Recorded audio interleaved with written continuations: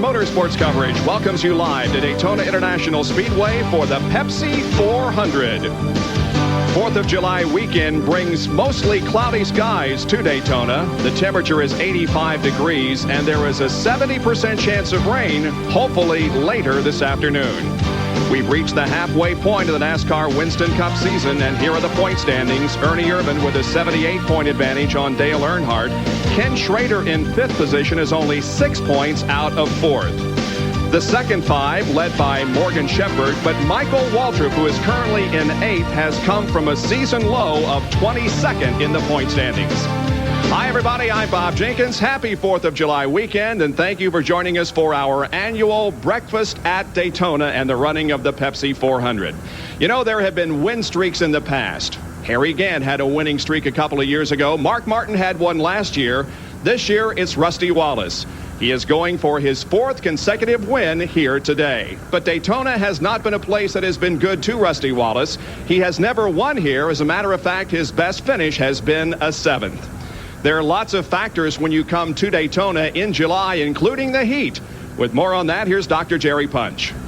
Thank you, Bob, and hello, everyone. You know, oppressive heat is the enemy of every race driver. And here at Daytona, shortly after 11 o'clock, let me show you, under the sweltering sun, it is right now 133 degrees, and we have not fired the engines or run a single lap of yet.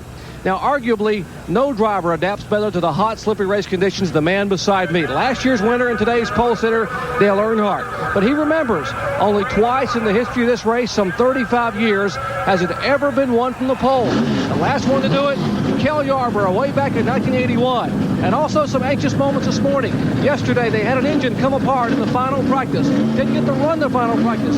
They scrambled to put the car together, put the engine in this morning, and they have a lot of questions to be answered today. For more, let's go upstairs to Ned and Benny. Well, Jerry, the heat that you were talking about makes this race in July totally different from the Daytona 500 that's run here in February. Handling becomes a key factor here in July because the heat makes the racetrack very slick. They say when you come here in Daytona, you want about 60% horsepower and about 40% handling. Well, it's reversed when you come here in July, perhaps 60% handling and 40% horsepower. As a matter of fact, in the 70s, some of the General Motors teams would run an Oldsmobile 442 in February. In July, they would come and run a Monte Carlo 2 or 3 miles an hour slower than the Oldsmobile, but they had to get that car to handle. The Monte Carlo, it looked like a rolling shoebox, but it would go through the corners, and that's the key. I even brought a short track car here back in the early 60s, so that's how much handling does count here during the July race. Well, there's one fellow who has won this race in the past that has a starting position way back in the field, and John, is sort of puzzling. Yes, it is, Ned. You look at Bill Elliott starting shotgun on the field, 43rd. What about his teammate? Usually teammates have similar cars, similar engines, but Elliott's teammate, Jimmy Spencer, starting 3rd. In fact, first round qualifying, he was some 6 miles an hour faster than Bill Elliott. Junior Johnson owns both teams. And Junior, what is the difference between Bill Elliott's car and Jimmy Spencer's car? Well, Spencer's car had been built to replace the one he had here in Daytona in February. And we changed the car around a little bit, and I think it, runs through the corners freer, and that makes it run a little quicker. But when Bill qualified the other day, evidently they left a plug wire or something loose on the car because it just didn't come up to speed. It's like 300 RPMs off from what he'd been running during his practice. So I think he'll be running a lot better today and probably be in the hunt all day long. But they're similar cars, but Spencer's is a later version of that type car. All right, well, thank you very much. Now, these guys aren't really worried, the crew I'm talking about, because, Bob, back in 1988, Bill Elliott started dead last right here for this race. He came back to win it. As a matter of fact, last year, Kenny Schrader had a bad starting position. He came on to finish in 3rd position. The cars are on the track, and the start of the Pepsi 400 is just moments away. We're glad you could join us.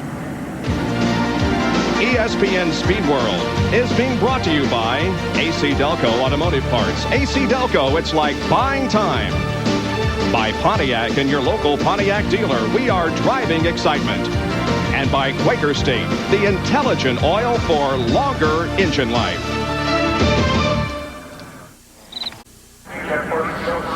Welcome back to Daytona and the Pepsi 400. We're a lap away from the start of this 160-lap event. Let's take a look at the racetrack they will be competing on here today. The front stretch, which is actually the chutes that go to and from the tri-oval, 1,200 feet. The back stretch is 3,600 feet. The corners are banked at 31 degrees, the straight at 6 degrees, and the tri-oval at 18. And there is the shape of Daytona International Speedway. Now let's take a look at the starting lineup for today's race. Dale Earnhardt will start from the pole position in the GM Goodwrench Chevrolet at a speed of 191.339 miles an hour. Dale Earnhardt with his first pole of the year. Loy Allen will be outside. He was the pole sitter for the 500 here in February at 190.868. Second row, Jimmy Spencer in the McDonald's Ford, car number 27. And outside of row number 2, the Kodak Film Chevrolet, driven by Sterling Marlin from Columbia, Tennessee. In the third row, it'll be Ernie Irvin and Ken Schrader. Jeff Bodine and Greg Sachs will occupy row number 4. In the fifth row, it'll be Terry Labonte and Jimmy Hensley. Row number 6, Dale Jarrett and Jeff Gordon. In the seventh row, Rusty Wallace going for 4 in a row and Bobby Labonte. In the eighth row, the 2 Jack Roush cars. Mark Martin from Batesville, Arkansas, the Valvoline Ford, and Ted Musgrave in the Family Channel Ford. Then we have Todd Bodine and Mike Wallace going to row number 18. There you see Mark Martin's 4th in points, 3 top 5s. Ted Musgrave is 11th in the points. No top 5s on the super speedways this year. Todd Bodine and Mike Wallace will start back in row number 9 for today's race. Jeff Purvis and Hut Strickland will occupy row number 10. And the rest of the starting lineup you will see as the cars are picking up speed, getting set to go for 160 laps here at Daytona. Right now we have partly sunny skies. We hope that the showers that are predicted for later this afternoon will stay away. And there were half a dozen cars that did not make the starting field here. Included among those is Wally Dallenbach Jr. in the Richard Petty car.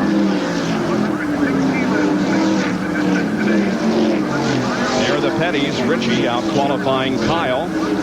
Derek Hope, Ward Burton, Mast and Hamilton took to the provisionals, and the champions provisional went to Bill Elliott. Here comes the field down for the start. The green flag is waving. Dale Earnhardt with a slow start as Loy Allen puts his Hooters car out in front for the moment, and the Pepsi 400 is underway from Daytona.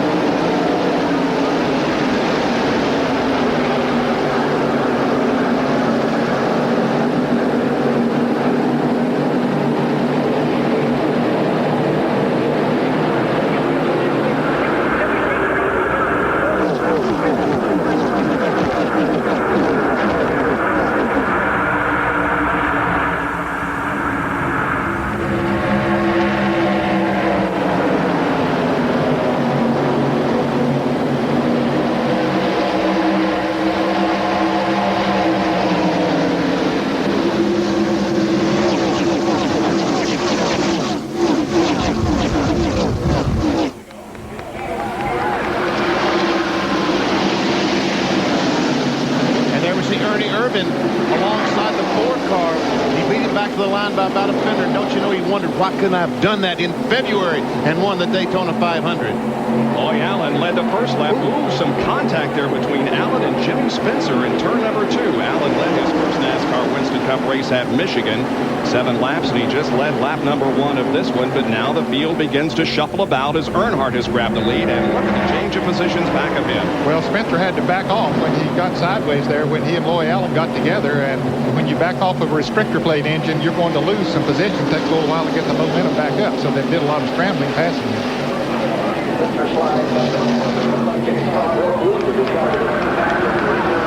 And Earnhardt has led the race now. He gets those 5 bonus points for leading.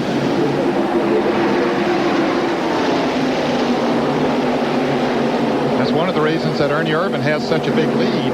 He has won the same amount of races that Earnhardt has, 3 apiece, but Ernie Irvin has 1 more bonus points than any driver.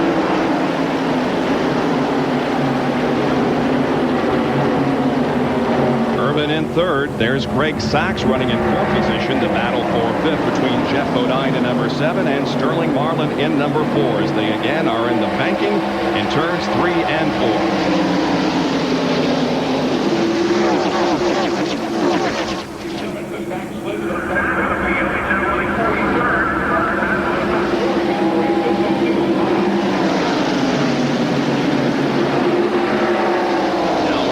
to the outside of Loy Allen as they go into turn 1. Wow. Might have been a mistake on Ernie's part. It opens up the bottom lane, and Greg Sachs is trying to take advantage of it with his Hoosier teammate Jeff Bodine right behind him.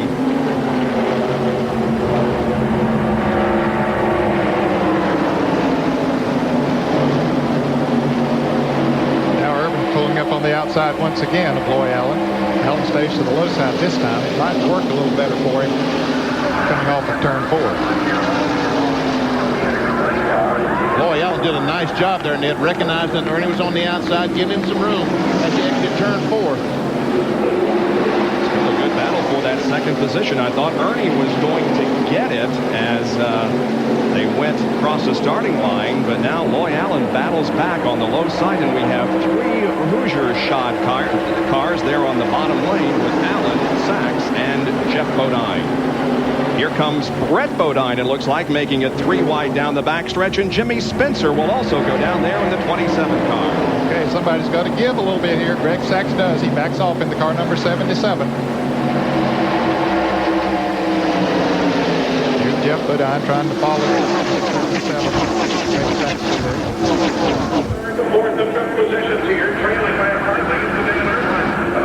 Second and third running side by side. Third and fourth side by side. Greg Sachs moving up the battle alongside of Ken Schrader. We're in Mark Martin's car. Just ahead is Dale Jarrett. Mark Martin running in about 10th spot right now.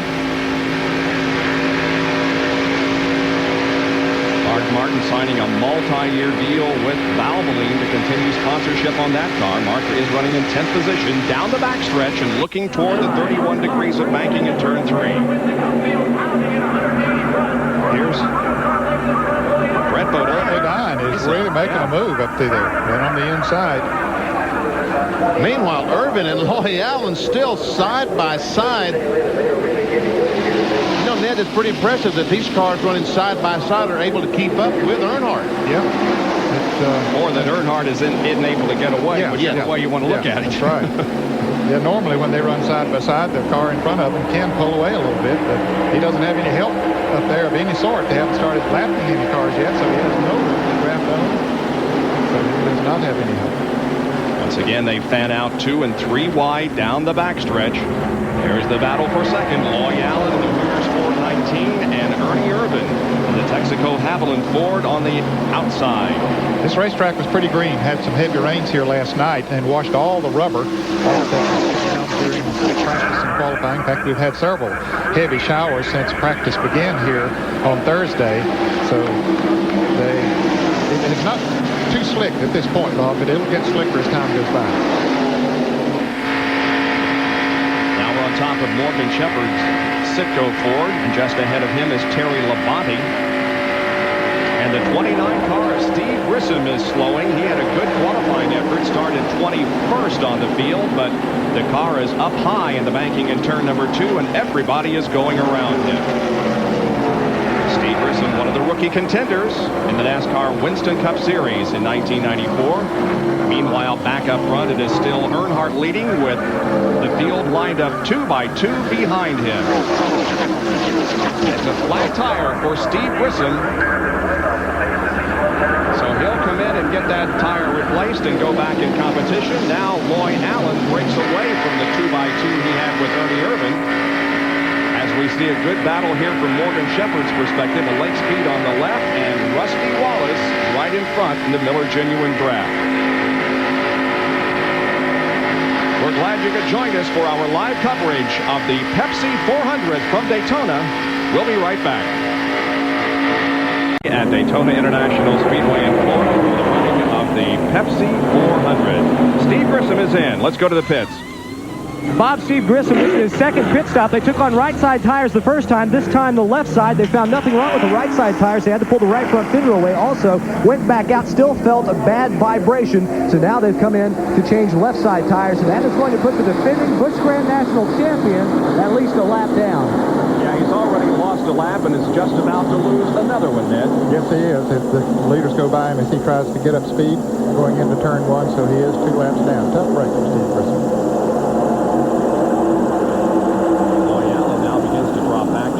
bit, and we don't see the 2x2 much anymore. It's basically a freight train now. Now here comes Ernie Irvin down to the inside of Loyal. And there's the 75 car of Todd Bodine. And once again, as we saw during the Daytona 500 here in February, that car running very well. Yes, he had a strong run going here in February. Got caught up in an accident, but was running in the top 5, led the race for a little while. So he feels very confident today. Earnhardt is the leader. Greg Sachs running second, and Jeff Bodine, Sterling Marlin, and Ernie Irvin. Then comes Todd Bodine. Bodine moves to the inside of Ernie as they head for one again. Todd's down there with Sterling Marlin trying to get a run towards the front. Meanwhile, back we see Brett Bodine is marching in front. Now he's losing some spots as he came off the second corner. Trying to figure out where to be. All these, where can I go to get the ultimate run? And Schrader right now trying to figure out which one of these guys do I follow? The 75 Todd Bodine or the 28 Ernie Irvin? Which car do I follow? It is so difficult to pass.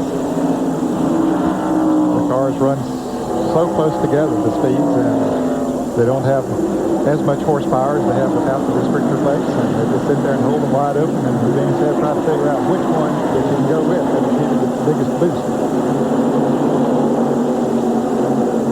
This is the battle for 5th position on back. Todd Bodine gets a nose on Ernie Irvin going into the backstretch. Jimmy Spencer works on Ken Schrader, and Jeff Burton is there in car number 24. And Terry Labonte in the Kellogg Chevy. Here's John Kernan. What have they been able to find out about Steve Grissom, John? Well, Bob, I'll show you why the car was vibrating. This is the left rear tire, and look at all of the tread that is missing from it. Apparently, a problem with this particular tire blistered, and it just came apart. The tread is gone. You can see the cord right there. I asked one of the Goodyear engineers if this could be a potential problem today. He said, no, it's probably just a contamination in the material on this one tire. But it has cost Steve Grissom 2 laps as he had to come in and get that tire changed. In fact, made 2 pit stops. We're riding with Jeff Gordon. See, he's not turning the wheel a great deal, not fighting the car. Car seems to be handling very well. He's signaling to the people behind him. Todd Bodine back there. He's saying, let's line up and go to the front, if possible. Jeff is running in 7th position, and Jerry Punch has more on Jeff Gordon. Bob, apparently Jeff Gordon is complaining that the car is very, very loose. His car was extremely tight. In fact, very, very good in February when a lot of people were battling loose race cars. But now Gordon has signaled to other drivers that his car has been quite loose. He checked with their crew, and apparently they began the race with just about 42 degrees of squalor. 40 being the minimum. Most of the field, including the Earnhardt, up around 45 to 48 degrees. But Jeff Gordon thought they could get some speed out of the car down at 42, but right now the car is extremely loose entering the corner. All right, we'll watch for that. Lake speed there at the on the left or right of your screen just a moment ago, and car number 15 started 33rd and has moved up already to 10th spot. You see the field summary. Jimmy Spencer, he started 3rd back in 9th, and Lake Speed on that last lap was credited with 10th spot. Yeah, he is moving up quickly.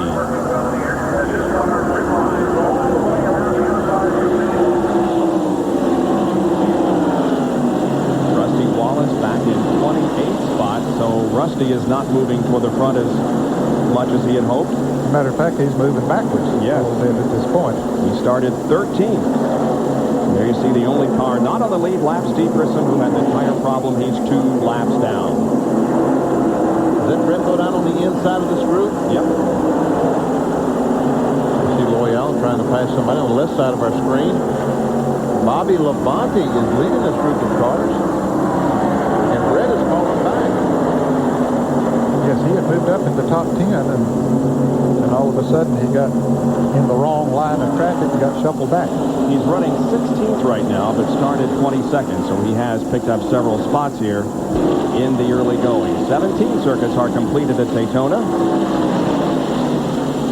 Been all green so far, and it is, for the most part, at least up front, a freight train, no 2x2 racing. We do see a little bit of it here in the back of the pack, but up front it's basically nose to tail, as Ricky Rudd apparently has some problems. And that black 12 is Tim Steele.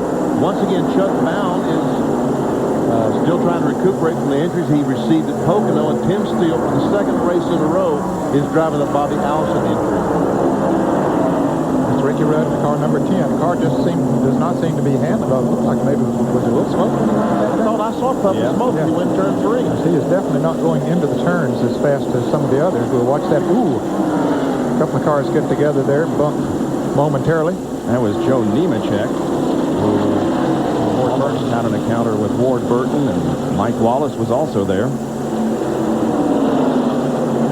And now we move up to the lead pack as Earnhardt once again is at the front of the field down the backstretch with Greg Sachs right behind him. Sterling Marlin running in third spot.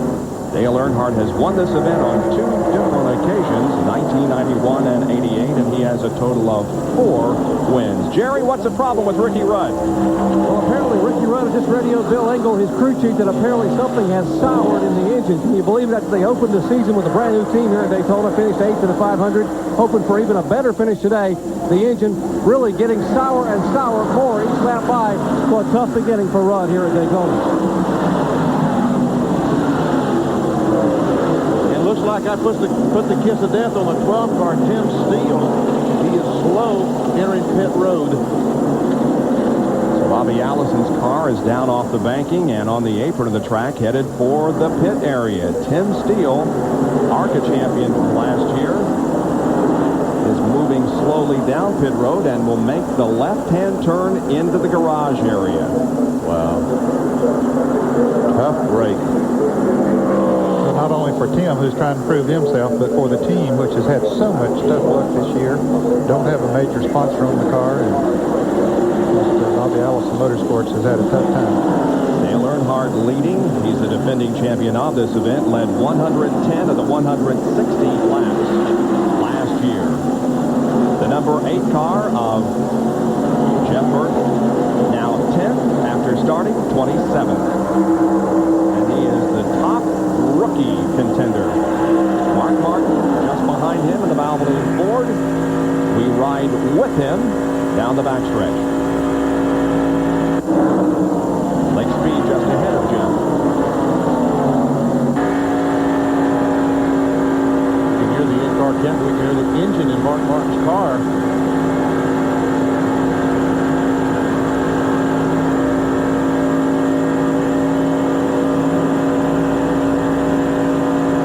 Punch can update us on Tim Steele and the Bobby Allison team. Talking about not having any luck, a 3-time winner of the Pepsi 400. Bobby, your car is headed to the garage area. What's the problem? The motor went away.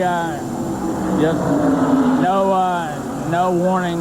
Just said the motor went away. Is Chuck Brown going to be okay to come back in a couple of weeks? Well, we hope so.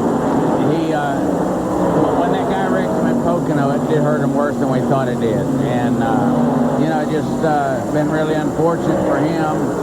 But even worse with Tim Steele in the car, that we just can't seem to get things headed the right direction. Bobby Allison headed back to the garage area. You talk about somebody needing a break and a sponsor. Here is a legend in the sport that could certainly use a hand if someone out there wants to get involved in racing, guys. I tell you what, Dale Earnhardt, the last lap, just about crashed down in turn 1.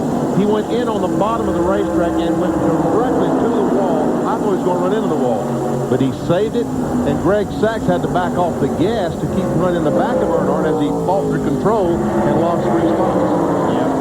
Greg is now back to 5th position, but Dale hangs on to the lead, and we will see what happened as Jerry goes to check it out. We'll have that report when we come back with more live coverage of the Pepsi 400.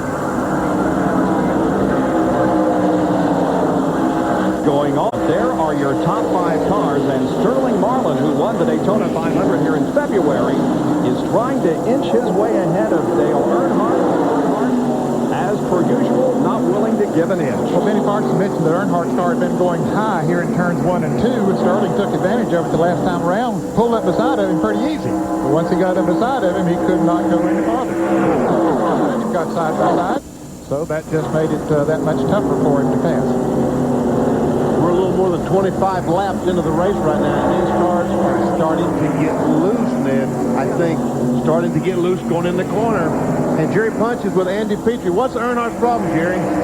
Well, the crew sits here watching it like we are, watching the car slip and slide. And Andy, what seems to be the problem up in turns 1 and 2? I don't know. He said he was a little loose in turn 2 about 6 or 7 laps ago, but maybe he's just trying to run a different line to save the tires. I don't know. He hasn't really said a lot, but he's got his hands full right now, looks like. He certainly does, guys. He's got a handful of Sterling Marlin down in turn 1. He hangs on to the lead, just barely, though. Marlin fights back on the bottom. Ernie Irvin is with Sterling down on the bottom of the racetrack, and Bodine is with Earnhardt. Now Marlin gets himself ahead.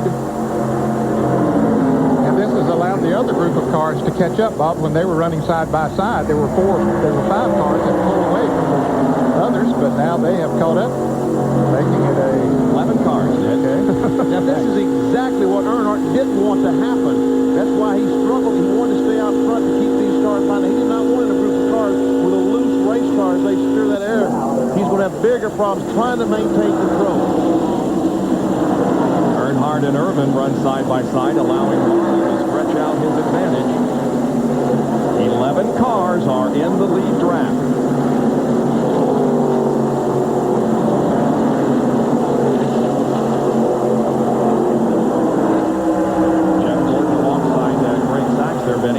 Speed is up there battling with them. And John has more on this great drive by Lake Speed as he goes to the inside and tries to pass Gordon and Greg Sachs. John? Well, I was just talking to Donnie Wingo and the crew. I said, what happened? Y'all didn't qualify that well until yesterday. He said, well, the car runs great in the draft. Now, while Jerry was talking about Dale Earnhardt being loose, they picked up just the opposite problem. Lake radioed in 1 lap ago, told the crew that he had picked up a slight push in turns 1 and 2. So we'll look for them to make a slight adjustment on their first pit stop. All right, we go back inside Jeff Gordon's car now. That's Lake Speed on the outside. Greg Sachs has already passed him.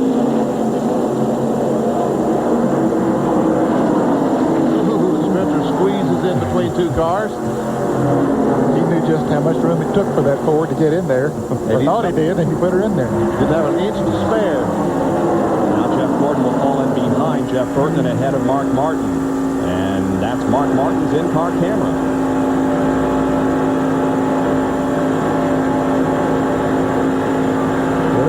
Bouncing when you come off the turn 4. That's not the camera bouncing. Well, it's bouncing up and down along with the car.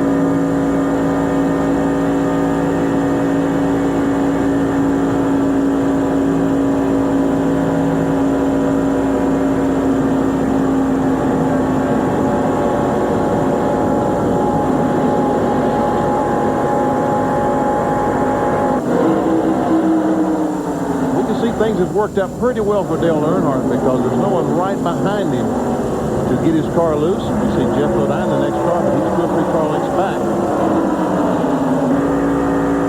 Once again, we're inside Mark Martin's car. Very little steering wheel movement. Looks like his car is handling well. And he's doing a good job of drafting. It's about a half a car length as you go through the turn, about a half a length car width below Jeff Gordon, and that stabilizes both cars.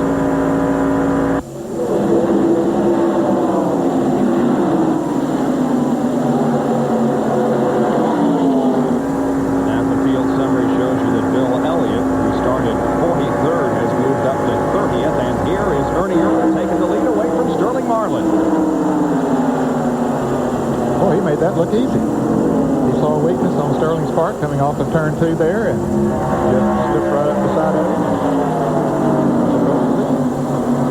He wants those 5 bonus points. And the first 4 beginning to separate themselves now a little bit. The top 4 are Earnhardt, Marlin, and Jeff Bodine.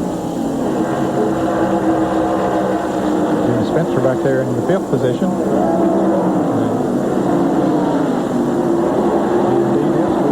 Bit of ground. Well, now he's beginning to pick up a little bit as he's broken away from Lake Speed.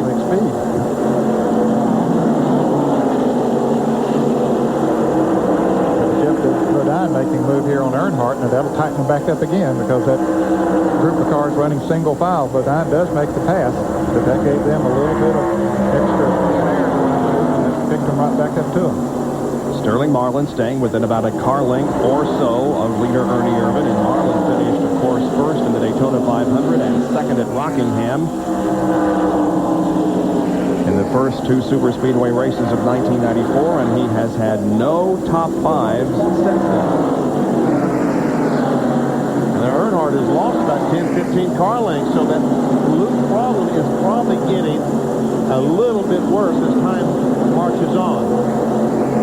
Ray Vestas Brakes providing ESPN with these terrific helicopter shots of today's Pepsi 400. Ray Vestas Brakes, the best in brakes. There's Earnhardt, 15-20 car lengths behind the third place car of Jeff Bodine. Lake Speed and Jimmy Spencer side by side contesting the 5th spot. Back up the 4th spot. Yep. Lake Speed just moved out of the way. I think his car might be a little tight, but that's good at this point of the race. He gets down on the inside and gets the back and just takes off. Running side by side now with Jeff Gordon and Mark Martin looking on. Spencer's car is the one that really looks to be loose right now, too. Look how high. Way up the banking. It's up there in the top lane. Yeah, he just moved out of the way. Mark Martin and Jeff Gordon had no problem moving around down on the inside. Well, at least Gordon got by. Mark had to fall back in behind him. He didn't quite have the momentum to move on around.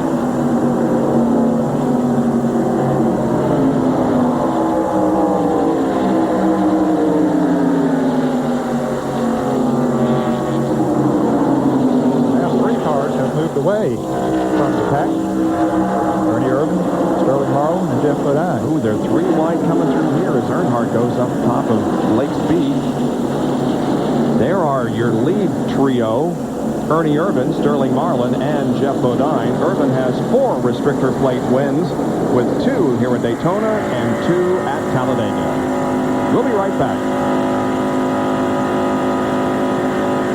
3 cars running right together as ESPN brings you live coverage of race number 15 in the NASCAR Winston Cup Series for 1994, the Pepsi 400. It's Ernie Irvin, Sterling Marlin, and Jeff Bodine, your top 3. And they have broken away from the 4th place car, which is now Greg Sachs.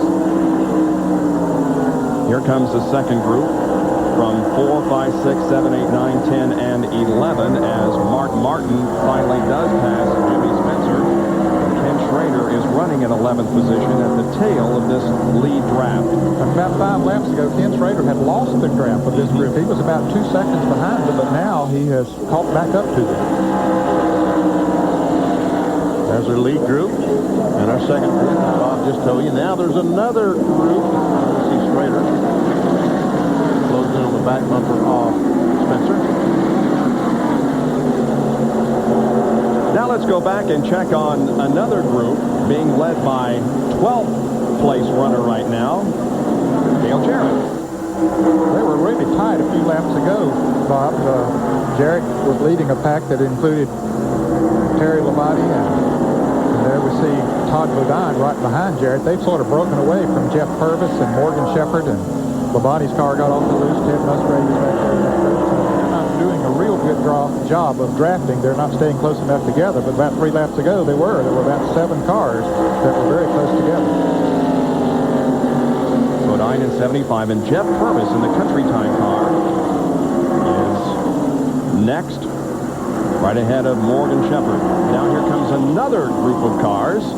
That's Michael Waltrip, John Andretti, Bud Strickland, Nemechek, and here is Rusty Wallace. And he is the Miller way Genuine back Draft there. Ford is running in 34th spot. John Kernan with Jerry. What's wrong with Rusty? Well, we said he was on a roll at the beginning of the day, 3 in a row, and I'm with Buddy Perry, the crew chief. Buddy, what is the problem? Well, the problem is, you know, we wrecked out in February, and we also wrecked in Talladega. This is a brand new car. It hasn't been in the wind tunnel. We just got it off. Matter of fact, the paint's not even dry on it. So Rusty's doing a great job. We're using this as a gauge to run the car at Talladega. We're going to come in and make some adjustments and see if we can get this thing caught back up. Rusty's doing a good job just hanging on right now. You see Earnhardt's fading. A lot of cars are loose out there. A But like I said, we have no time on this race car, and so we're doing all we can do. Basically, it becomes a 400-mile test session for the Miller Motorsports team at Rusty Walsh. Running back in 33rd position, just behind Rick Mast. Rusty tested at the Indianapolis Motor Speedway recently, brought 4 cars and 9 engines, deciding on which one he'll use there. Lake Speed drops to the inside of Dale Earnhardt and tries to pick up that position. That's for 8th spot. And Earnhardt seems to be dropping back. John, what's the story there? To Richard Childress, and Earnhardt a couple of laps ago had radioed in and complained that the car had picked up a severe push. Now, we anticipate pit stops happening around lap 50 to 53. Childress says what they will do is try and loosen the 3-car up, get him back out. In fact, one of the crew members held up 2 fingers. We might even see them go with just a 2-tire change. Wow. See, he looks like he's loose the way he's going in the corner down there. He looks like he's fighting a loose car, but it could be this car just not turning when he gets down to the corner. And Jerry Punch has more on pit stop shoot, which should be coming up before too long. Guys, remember Talladega, it's called Let's Make a Deal. Who's going to win and who's the dancing partner? Well, right now we're already seeing some of the deals being made down here. The 4-car and the 28-car both expect to pit around lap 54. That means if they were to go green, they could make it on 2 pit stops only. 2 pit stops, 54, lap 108, then have 52 laps to go to the checkered flag. Looks like possibly Mark Martin and some of the other crew chiefs are down here also trying to make a deal to come in all at the same time. And there's a deal being made right there as Larry McReynolds comes over and talks to Tony. That's Tony Glover, the crew chief on Sterling Marlin's car. Of course, Larry McReynolds, the crew chief on Ernie Irvin's car. And we saw they were not very animated in their discussion. As the race wears on and we get down to the end, it becomes much more animated. Hey, you got to pit. We got to pit together. Right now, with only 40 coming up, 43 laps being completed, there's a whole lot of control there. Once again, up high on the racetrack. Ken Schrader about to move around him.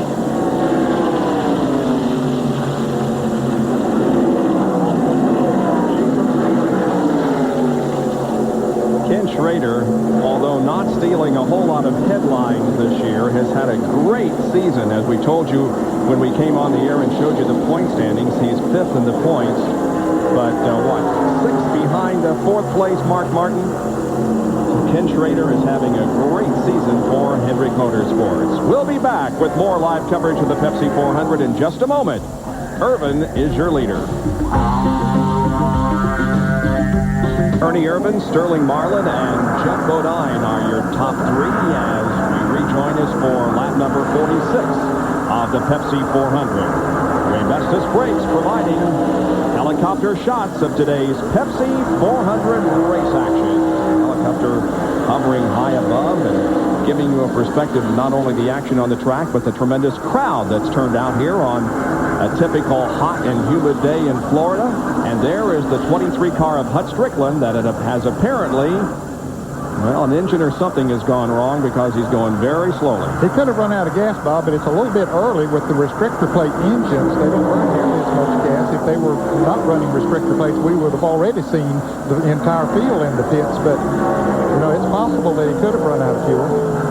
Tell you what, he's awfully slow up in 3 and 4. Maybe he'll make it back. Maybe he won't. If he don't, that'll be a break for a lot of cars. Well, he's in the middle of turn 4. Looks like he is going to make it. We understand that Dale Earnhardt will be making a pit stop in the next couple of laps. We'll keep our eyes out for that.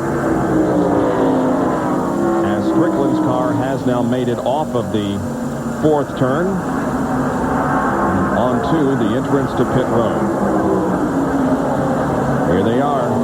Top 3. Here comes 4, 5, 6, and 7. Being led by Greg Sachs. Then Jeff Burton and Jeff Gordon. Now, might there be a problem with that car, Jerry?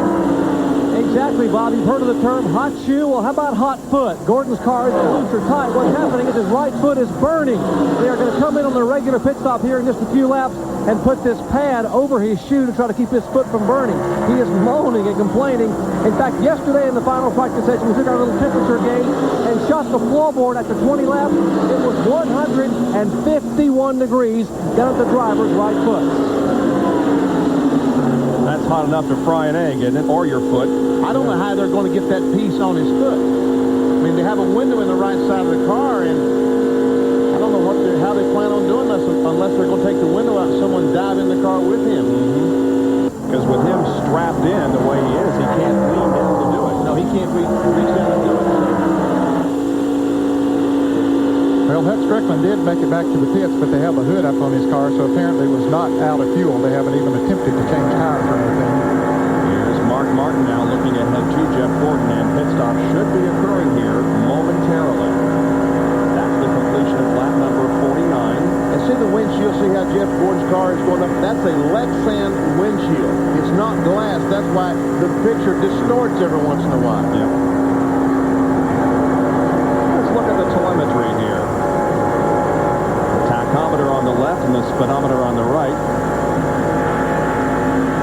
6,590, 6,600, 6,700 RPM.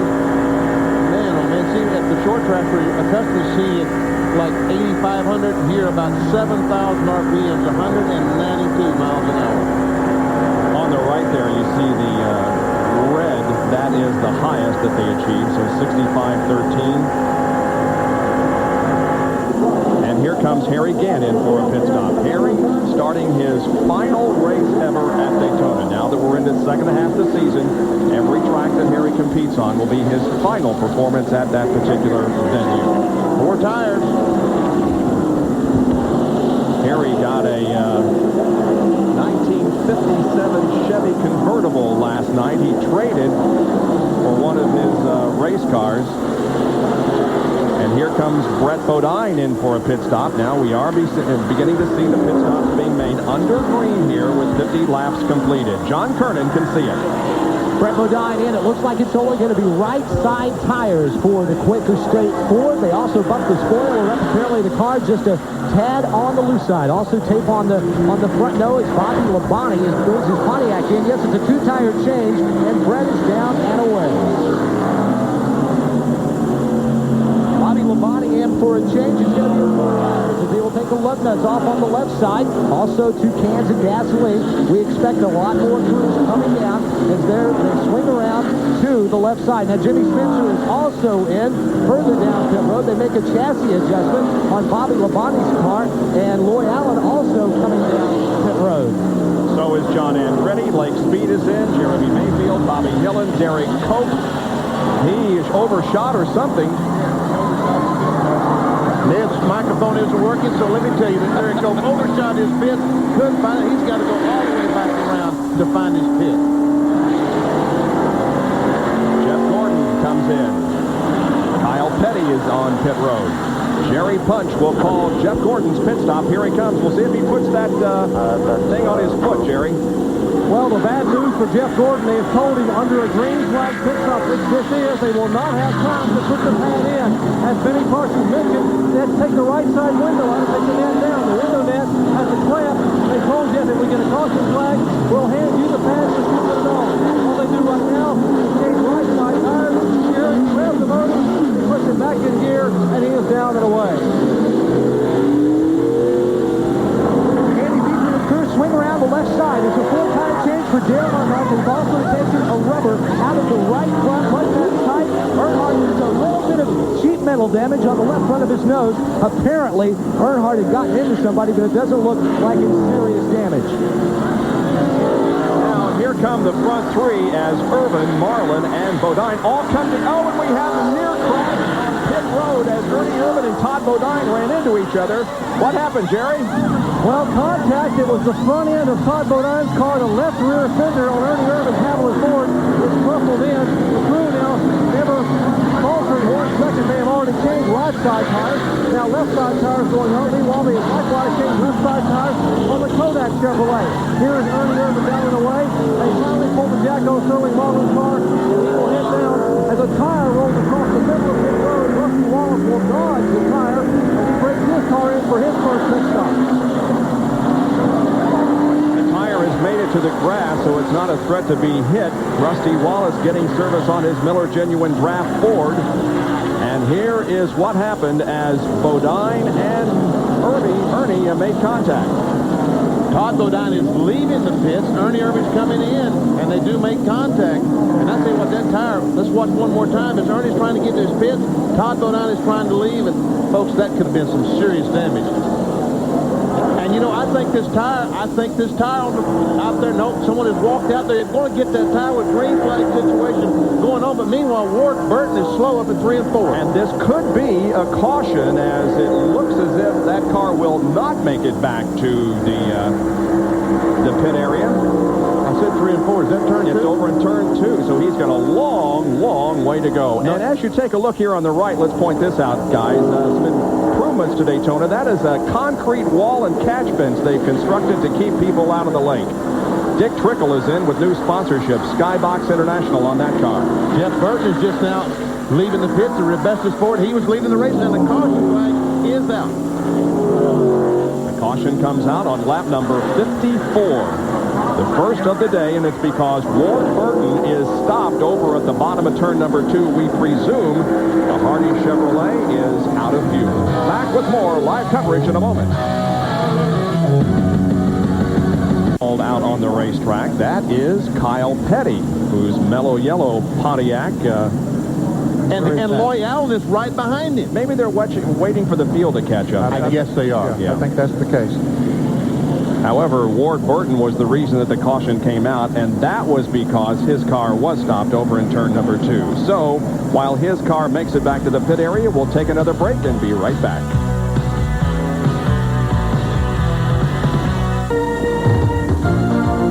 Track Facts are brought to you by Quaker State, the intelligent oil for longer engine life. Exhaust pipes or tailpipes in your passenger car basically are pretty boring. Round, symmetrical in shape, and about 2 inches in diameter. That's because your passenger car doesn't have to worry about ground clearance or exhaust gas temperature. Now, what are we talking about in Winston Cup racing? The Winston Cup car has a minimal ground clearance. About 3.5 inches allowed between the bottom of that tailpipe and that racetrack zipping by pretty quickly. And also the exhaust gases coming out of a Winston Cup pipe over 1,400 degrees, which can make that pipe glow in the dark at times and expand. That's why here at Sabco Racing, building a Winston Cup exhaust pipe is quite an adventure. Let me show you. The pipe obviously tapered because of the ground clearance. But this is the important part. The holes drilled in the middle of the pipe go all the way through and through. Now these holes are actually tubes which allow ventilation of air. The air ventilation helps cool the pipe and thus cool the gases. Now cooling the pipe minimizes the expansion so the pipe won't scrape as you're going through the turns at speed. But also the tubes allow structural integrity of the pipe, making the pipe even stronger. So if you were to scrape, it's not going to crack. So even making an exhaust pipe is a technological adventure in NASCAR Winston Cup racing. All right, Dairy Punch there with our track fact, and Sterling Marlin with the hood up on pit road. Looks like they're putting water in the car. That looks like a water hose. They're trying to feed some water in. Jerry Punch, are you there? Yeah, we are here, Benny, and unfortunately it's not exhaust gases that's overheating. It is the engine that's overheating in this Kodak Chevrolet. You know, earlier when Sterling took the lead and Ernie Irvin was following him, Ernie had radioed in, and we saw as the car leaves there is water pouring out of the overflow valve in the back. Ernie radioed into his crew chief, Larry McReynolds, tell the 14 that they are spraying water on my windshield. I'm behind them. I'm going to go ahead and pass them and leave this thing, and that's why you saw Larry McReynolds go down and tell Tony Glover, we think your car is overheating. When they came down pit road, they looked at the water temperature, which wasn't really that high, but it's still pushing water out of the exhaust, and now he came back in a minute ago, and it was starting to peg the water temperatures. It looks like it could be a bad omen for the defending Daytona 500 winner. That car number 4, by the way, has won 3 of the last 7 races here at Daytona with Ernie Irvin and Sterling Marlin, the 91 500, the 92 400, and the 94 500. Here is Loy Allen completing his pit stop in the Hooters Ford, getting back out on the racetrack. Others include Bobby Hamilton and Dave Marcus in, and John Kernan has a report on the 31 car. Well, Bob, Ward Burton had meant to pit right behind Bill Elliott. They were not sharing because they were pitting nose to tail. Elliott in the first pit and then Ward the next one. Well, Ward came in behind Bill and could not get into his pit. Therefore, he had to go back down pit road, back out onto the racetrack, and that is when he ran out of gas. They finally got the car filled up and refired, but he's got to be a couple of laps down by now, at least. They pushed the car back of the wall, and I thought maybe he was going to drop out of the race, but they were only in the car stop. Back to Jerry with Sterling Marlin. This time they're going to come back in and put 4 fresh tires on the car. They've changed the right side tires, come back around and change left side tires. Once again, they'll top it off in fuel. Remember, most of these teams trying to make it on just 2 fuel stops. They will also come across and add a round of 5 in the left rear. They make it a round and a half. They now let the car off the jack and he is down and away. But a little bit of smoke from the car as he begins to make his way back to turn 1. As we watch all these pit stops, I want to say hello to one of our producers, Pam Miller, who's back in Charlotte, North Carolina. Hello, Pam. Hope you're feeling better. Yeah, we hope you can rejoin us real quick. And a new race fan entered the world on May 17th, Alexander Thomas Vladek, who is the son of one of our cameramen, Tom Vladek, Tom and Vicky, with a new baby boy, 7 pounds and 12 ounces. Well, some sunning going on here as the sun remains out, and some hot tubbing. Looks good. Wish I could join you. We're calling, however, the Pepsi 400 NASCAR Winston Cup race. We'll be right back. 96, it will be transformed into an $18 million expansion known as Daytona USA, where race fans can experience the excitement of motor racing. Daytona USA will double the size of the existing building and will incorporate state-of-the-art interactive technology. It will educate and entertain not only the knowledgeable race fan, but also non-motorsports-oriented visitors. Sir Malcolm Campbell's record-breaking Bluebird racer will be on display, as well as historical memorabilia and numerous exhibits. Opening in the spring of 1996, Daytona USA. $18 million will be spent in the next year or so to bring that into reality, and it's just another reason why you should come to Daytona, certainly to see a race, but if your visit brings you at an off-race time, why, you can see a lot here at Daytona. You know, Ned, I bet you they haven't spent $18 million on this racetrack up to this point. I think the original cost was somewhere between $2 and $3 million of the track itself. And this expansion several years ago was about $9 or $10 million, so that is a huge number they're talking about. We're showing you an Autolite field summary where everyone is running at the moment as we remain under caution. The reason for the caution was Ward Burton's stalled car over in turn number 2. They would say there were 28 cars in the lead lap, Bob. A number of these cars during the green flag pit stops got a lap down. Rusty Wallace is a lap down, running in 32nd position. The bad news is that Ernie Irvin and Earnhardt, his competitors in the Winston Cup, have both led the race. Harry Gann is having problems. John, what's the problem? Bobby's just leaving pit road after a 4-tire change. They also put 2 full rubber donuts in both of the rear springs. So they're problems. He's going to have a tough time getting caught up to the field because they're coming off of turn 4 to get the green flag. And Harry just going out of the pits down in turn 1, so he's going to be running by himself out there for a while. He's shown as a lap down in 37th position as the field comes slowly through corner number 4, still being led by the pace car, but now the Pontiac pace car pulls off, and we're set for the final 100 laps of this 160-lap Pepsi 400. The leader of the race is Jeff Gordon, with Ernie Irvin running second. Jimmy Hensley in car number 55 leads them down. He's at the tail end of the lead lap. Hensley and Darrell Walton, the Western Auto car, a lap down, both of them trying to get that lap back. Rusty Wallace right by the side of Ernie Irvin. I think Jeff better play it cool here and not try to put Jimmy a lap down at the moment. He's going to use his draft right now to try to pull ahead of the others and pull on by Waltrip, which he does. It's Darrell Waltrip down on the inside. Well, it's certainly too early to say anything yet, but Rusty is not living up to the standards that he has set the last 3 races. He is in the second spot. And now Jimmy Hensley does go a lap down to Jeff Gordon. And Ernie Irvin is on the outside trying to follow Jeff Gordon. Jeff Bodine is third, and then Ken Schrader, and then Mark Martin, your top 5 with 98 laps to go. Looking from out the back of Jeff Gordon's car, back to Ernie Irvin.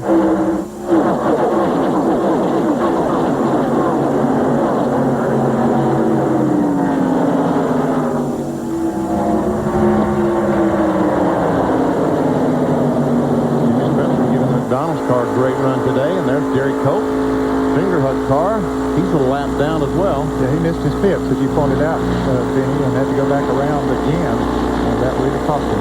You pointed out, Ned. I just said it. Okay. Yeah, I couldn't say it. I could say it, but you couldn't hear me. Oh, Mark Martin almost on the apron down there. He's trying to go by Schrader. He had a good run. Thought he would take that spot away, and he might. He's still contested. 7 cars break away, but included in that group is Jimmy Hensley a lap down. Mark Martin and Ken Schrader are battling alongside each other. And Dale Earnhardt is catching up to this group. Greg Sachs at number 77 seems to be going the wrong way. Yeah, I don't know if he got caught down on the inside lane there behind Darrell Walker, who's not running as fast as those other cars. Now Greg moves up on the outside, and that cost him several positions. Now Rusty Wallace moves over to let Lake Speed and Dale Jarrett go by.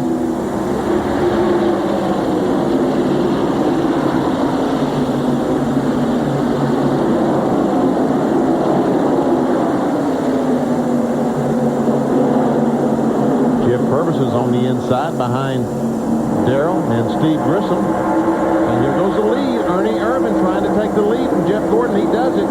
Jeff Bodine falls in on the back of Ernie Irvin and takes second position. Mark Martin will come along. He goes to third. Earnhardt now tries to draft up to challenge for fourth. Wow, who is that on the outside up there? Lake Speed coming up on the outside. Boy, Lake has just had a great race. He and Spencer come off. Always makes me nervous when those guys come off side by side. A lot different perspective up here than it is behind the wheel, isn't it, Benny? It sure is. Of course, it always scared me when I was behind the wheel. Well, you never acted that way. This is Derek Cope's in-car camera, and he goes to the inside of Jimmy Spencer in the middle of turn 2. You got Spencer a little bit loose, and Spencer had to find the wheel up the racetrack, carry the car off the racetrack, and catch it back in. And Cope tried to go by, but he had no one to help him. And Spencer went up on the outside, found other cars to help him, and Cope is going backwards. Yeah, the rain goes by. Walker having another good run here today. He got had made a good pit stop, and he was back to that 20th position, but now finds himself up in the top 10. Ninth place right now. You see the Fingerhut car. As there's Greg Sachs.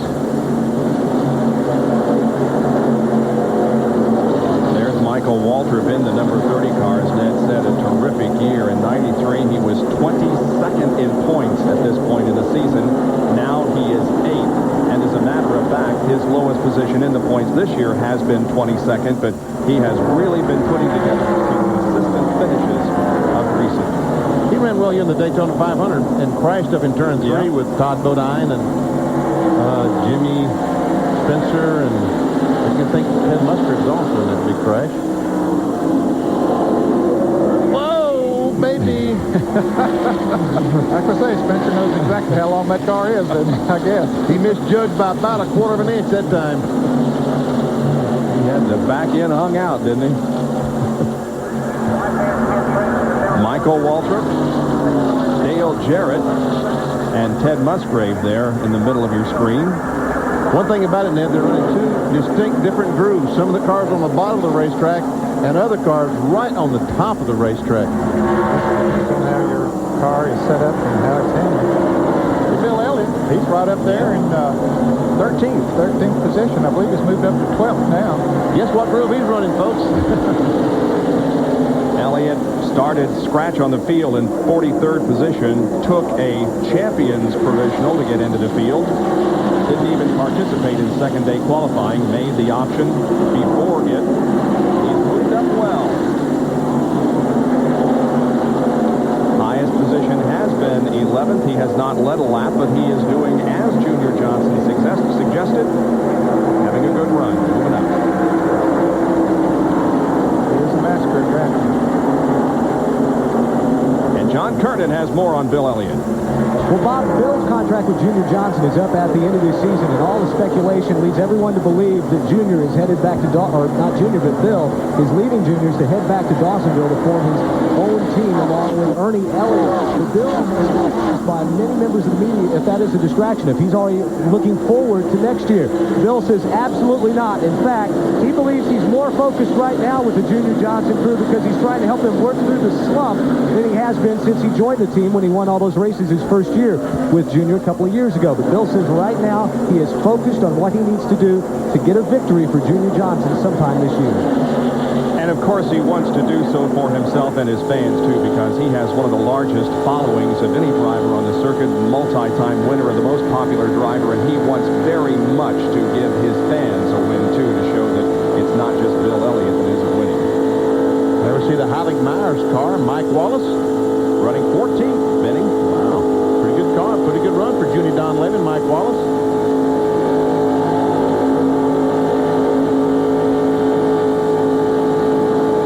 To the crawl. There goes Saxby on the outside. Roy Allen, the outside pole sitter, closes up on the back bumper, Mike Wallace. And he's a lap down. Todd Bodine is also in this group. Well, Ernie Irvin leads with Jeff Bodine running second, Mark Martin third, Jeff Gordon fourth, and Dale Earnhardt fifth after 70 laps. ESPN Speed World is being brought to you by Napa. We keep America running. And by Pepsi, who reminds you to be young, have fun, drink Pepsi. There are the leaders as we complete lap number 73 of the Daytona International Speedway Pepsi 400. It's Ernie Irvin, Jeff Bodine, Mark Martin, Jeff Gordon, and Dale Earnhardt. The white car on the inside they're going by is Richie Petty, the nephew of Richard, Maurice's son. He's been off the pace quite a bit, 5 laps down in 41st position. Here's Gerald Ernie Irvin. Guys, a couple of laps ago, Ernie Irvin radioed his crew. Said, someone go down and tell the 7 crew and the 6 crew, if they'll stay in line, we may have a chance of pulling away. Tell them that black 3 is coming in a hurry. So Irvin said, hey, tell Bodine to stay right behind me. We'll get away. Otherwise, Earnhardt's going to catch us. It looks like that Dale is doing just that. He has passed Jeff Gordon. He's now in 4th position and coming forward. Here's Jeff Burton. Remember, he was running very well earlier on. Well, in the top 10 before those pit stops, he finds himself now back in 15th position. There are your top 3. Here's Ken Schrader. Well, see, Jimmy Spencer has been able to get by Jeff Gordon as well. Yep. Both Schrader and Lake Speed are trying to find a way around Jeff Gordon.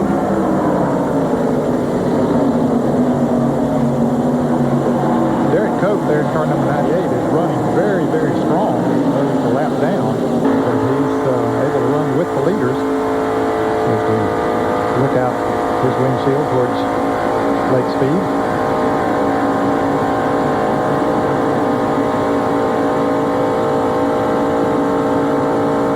Like Schrader and Lake Speed once again going to try to get by Jeff Gordon. And then I believe they'll do it. And here comes Derek Cope. He'll try to move as well. And Gordon not fighting too much. Dale Jarrett's going to try to come on the inside as well of Jeff Gordon off of that turn. And folks, if you look at that speedometer and say, nah, these cars aren't running 185 miles an hour, trust me. Oh, yeah. Yeah, they are. 190 at the end of the backstretch. Jeff Gordon continues to lose positions. Jerry, what's the problem? Well, as a moment ago when everyone pitted the lead 10 cars, everyone took on 4 tires with the exception of Jeff Gordon. They rolled the dice, took on only 2 right side tires. So right now, Jeff Gordon's left side Goodyear Eagles have 75 laps on them. That's why he's headed backwards. And Bill Elliott is still headed toward the front, along with Michael Waltrip. There's Bill up on the high side of the racetrack with Waltrip and Ted Musgrave below him. They're definitely trying to go in different routes to the front. Yeah, Elliott taking the long route and Michael taking the short route. But they wind up basically at the same place when they come back. And we got Mike Mike Wallace watching it all. Jeff Bodine takes the lead away from Ernie Irvin. Dale Earnhardt comes to second. Mark Martin to third. Ernie goes from first to fourth in just a few hundred yards. Wow, and Earnhardt didn't take him long to catch that group and go by. Apparently the handling problems he had earlier after he had led the early part of the race, they must have corrected them during the pit stop. Here's how it happened. Irvin goes a little high. Bodine goes down to the inside and just drives right on by and brings Earnhardt with him.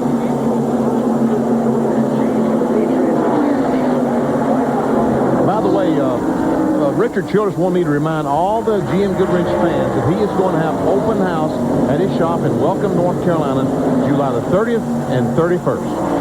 And Earnhardt will be there the 31st, signing autographs. Jeff Bodine leading this race, and he had a problem down on the grid. There was a problem with one of his tires. Something happened with one of the tires. Jerry Punch, he had an equalized tire or something, didn't he? Actually, there were two cars that had problems. The car number 90 of Mike Wallace had an equalized right rear, which they changed. The problem with the 7 car was apparently the inner liner on the Hoosier tire had blocked the valve stem that comes out of the tire. They normally put about 10 pounds more than they're going to race in the right front. They had 65 pounds of air in it. They come let 10 pounds out to race at 55. Well, they couldn't let air out of the tire. So they appealed to NASCAR. Gary Nelson said, hey, that would not be a safe to allow you to start the race with that much air in the tire. We'll let you change it. So they changed the right front tire. Jeff Bodine, a former winner here at Daytona. He won the 500 back in 1986. It's his only victory at this particular racetrack.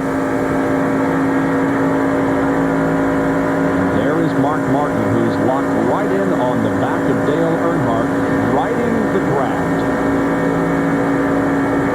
It's almost impossible, Bob, to keep a car straight and not move around a little bit when you're in the draft. Although Mark Martin looks like he wants to make a move on Dale Earnhardt, but he's not going to this time coming off of turn 2. But you get in that draft and the air is so thin directly behind Earnhardt's car that you just move around a little bit. There's not a great deal you can do about it. If you've ever followed a semi down the road and that air moves you around, that's exactly what happens to these cars as they're following each other. Here's a good battle for position. That's Schrader. Behind him is Dale Jarrett, and up top is Lake Speed.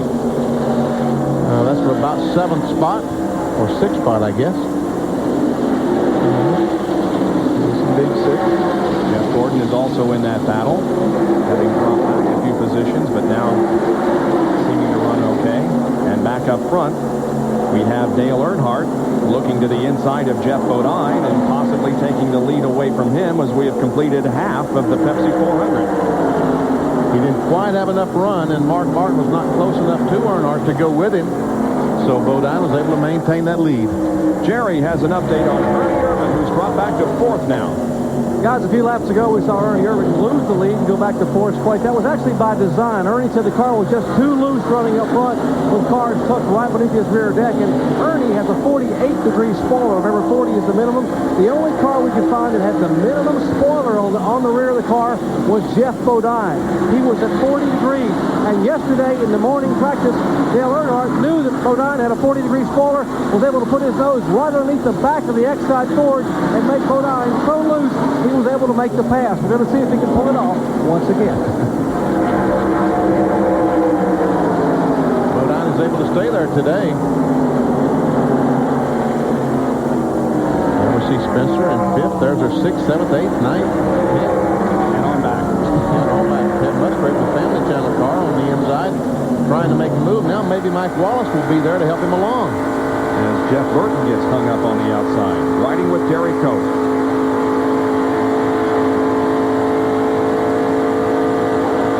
Is a lap down in 28th spot. So he is not battling for position with this group of cars. There are 27 cars on the lead lap, so Derek is the first of those that are 1 lap down.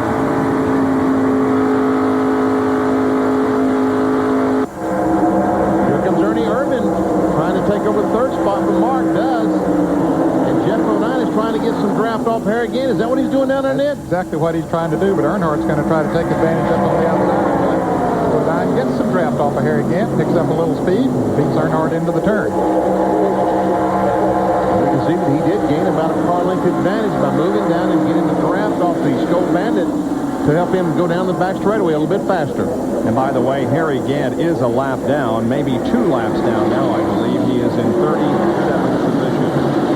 So up front, we have Jeff Bodine as the leader, followed by Earnhardt, Irvin, Spencer, and Martin.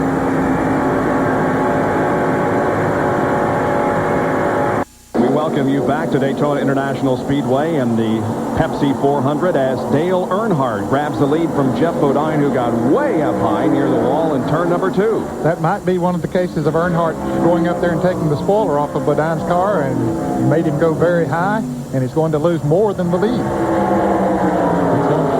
Go ahead, Benny.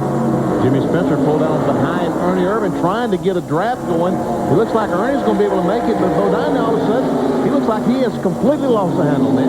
This car is washing up in the turn. Once again, a close call coming off the corner. Jimmy Spencer's going to scare me to death before this day's over.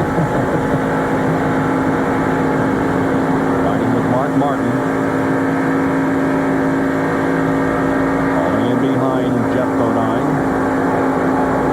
Jeff's had kind of an up and down season. He was 9th in the point standings after race number 2 at Rockingham. His low has been 99th in the point standings, and currently he is 19th. But he has had a good run here today. Currently in 4th position, Jeff Bodine. Here comes the other group, and a lot of racing going on. Sterling Marlin trying to weave his way through the traffic. He's up to 13th. Bob, he was 27th when this race restarted because he just came out of the pits after making all those pit stops when he was trying to cool it down. And now he takes another position, so he has moved up to the 12th position. Michael Walker moved over in the Pennzoil Pontiac, let Sterling go by, and he's going to latch on that rear bumper. Rear bumper of Sterling's car and try to go with him to the front. You see his low was 27 on lap number 60. But here on lap number 87, he is moving up nicely. Now we're with Bill Elliott running well up into the top 20 after a 43rd starting position. And well up on the racetrack. Yeah. It's running very high. That's what seems to work best for his Budweiser Ford, so he just keeps on the high side of the racetrack. Stay right with that group.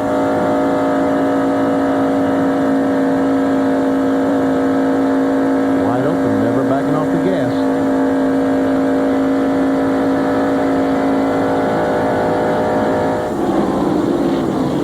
Jerry Punch has more on Sterling Marlin's march to the front. Well, we told you they thought they had an overheating problem. I'm with the engine builder, Sheldon Rutz-Hittman. His front, the car was running hot early. What was the problem, or do you have any idea what the problem is? We hope it's just a pressure cap, but it can be anything from a cracked head to a bad head gasket. We filled it up, the temperature went down, and right now it's all right, but we have filled the water tank up. In case it runs hot again, we'll just have to cool it down. So he's watching that temperature needle. If the water comes out, it'll begin to peg, and then he has to pit. Right. We'll get somebody that's behind us to tell our spotter if they see water coming out of it. And that'll give us time to get ready to come in and put water in.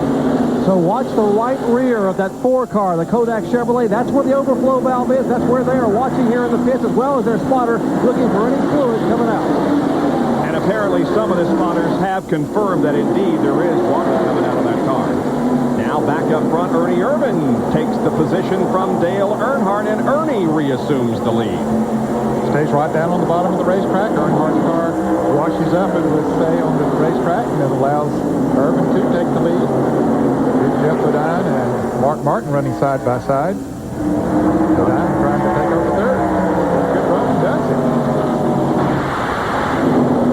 A lot of that passing happening in turns 1 and 2, and that, Benny, is more of an indication of how the car is handling than anything else, because if the car is handling right, that's the place to pass on this track. I think these cars are going in. There's a bump as you enter turn 1. I think sometimes these guys went and hit that bump, and it gets the car upset, and they have to go up the racetrack to chase it. Because there's no reason. We saw Earnhardt lose the lead there. We've seen Jeff Bodine lose the lead there. Now, this second pack of cars, being led by Ken Schrader, is catching the leaders as they dice around up front there. They're running in a single file with Jarrett running right behind Schrader, and then Jeff Gordon back there. And they are gaining on the front runners. Big pack of cars here. And Sterling Marlin's going to get in there and mix that up a little bit. Of course, he's running faster than those other cars, so he might get up there and lead right there quickly. There's Wallace and Bodine and Dave Marcus in 71. He's got sponsorship from Olive Garden Restaurants. The car is painted green and red and looks great.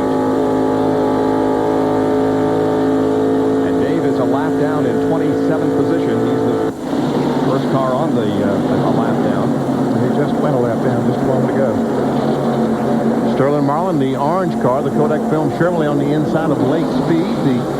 Lake's driving the Ford Quality Care car, and there comes Musgrave trying to follow that Ford car. He feels like that it is the fastest car, and that's where he needs to hang his star. Yeah, I think he's right.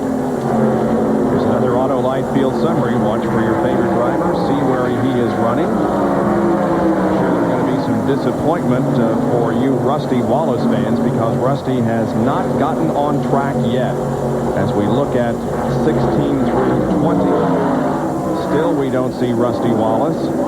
Dale Jarrett just passed Ken Schrader for the 6th position, as he felt he could run faster in front of him than he could behind him. Someone probably told him that 4 car is coming, so you better get yourself in position to latch on to him when he does come by.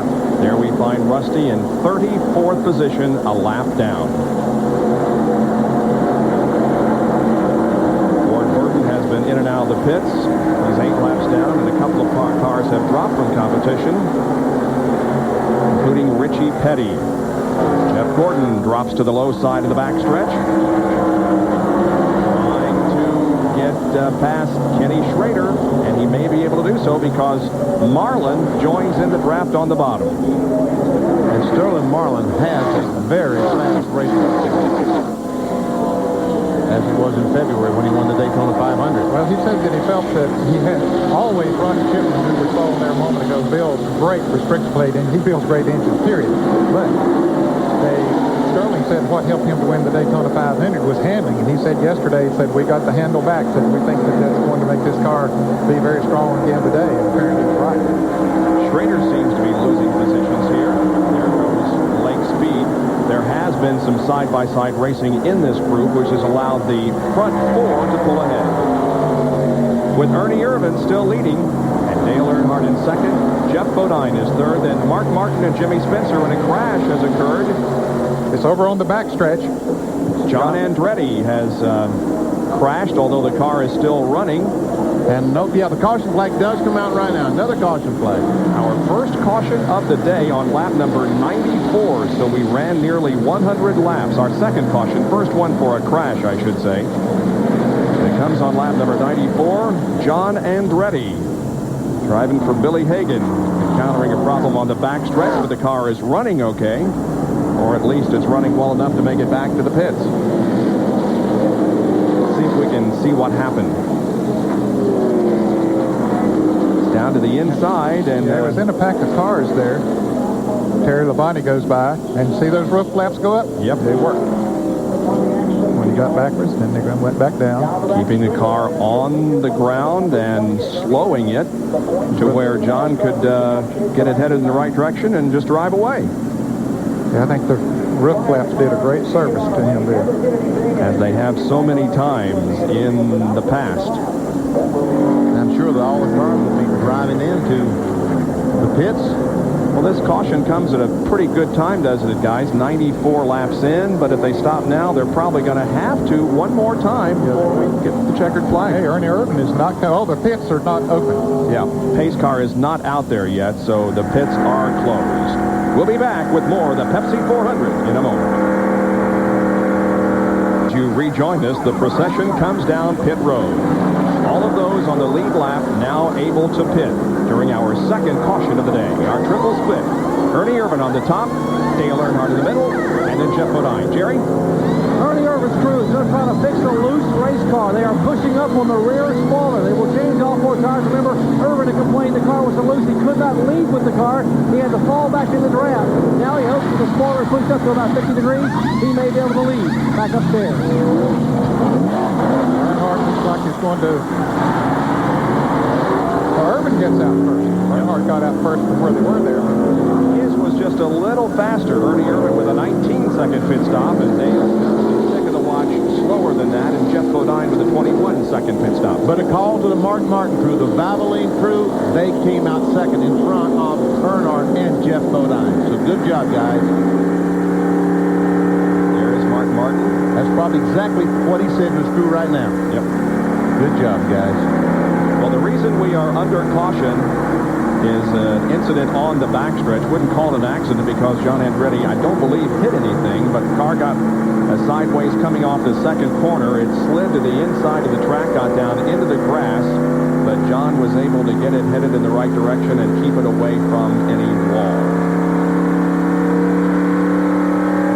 We're watching Mark Martin get a drink. Oh, that tastes good. Don't you know it? About 140 degrees inside of that car. Wow. There's Jeremy Mayfield, the 02 car. Here's a replay of John Andretti's incident in the backstretch. He was running right in front of, looked like the Jeff Purvis car, and all of a sudden the back end came loose, turned around, the roof flaps come up, stays down on the grass, the roof flaps go down, he spins around again, and we'll see those roof flaps come up once again. There they are. Those roof flaps have deployed, spoiling the air, and keeping the cars on the ground was a problem for stock cars for a long time, but it has been solved with a familiar term, aerodynamics.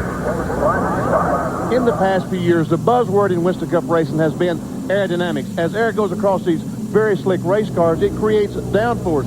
But, Ned, when they get going backwards, you've got a problem. Yes, when they get 135 to 165 degrees around, it has a tendency to lift the cars. But the highly publicized roof flaps has helped the solution. We went over to Embry-Riddle University in their wind tunnel to take a look at how the air flows on this downscale car. And watch as air goes across the front of the car like it's going around the racetrack at speed. Notice how smooth the streamers are down the side of the car. And across the top, and then of course when we get to the rear where the spoiler is, there is a little disturbance back in that area. And as that air strikes the rear spoiler, that's where we get the downforce on the back of the car. Now folks, watch as this wind is blown across the car backwards.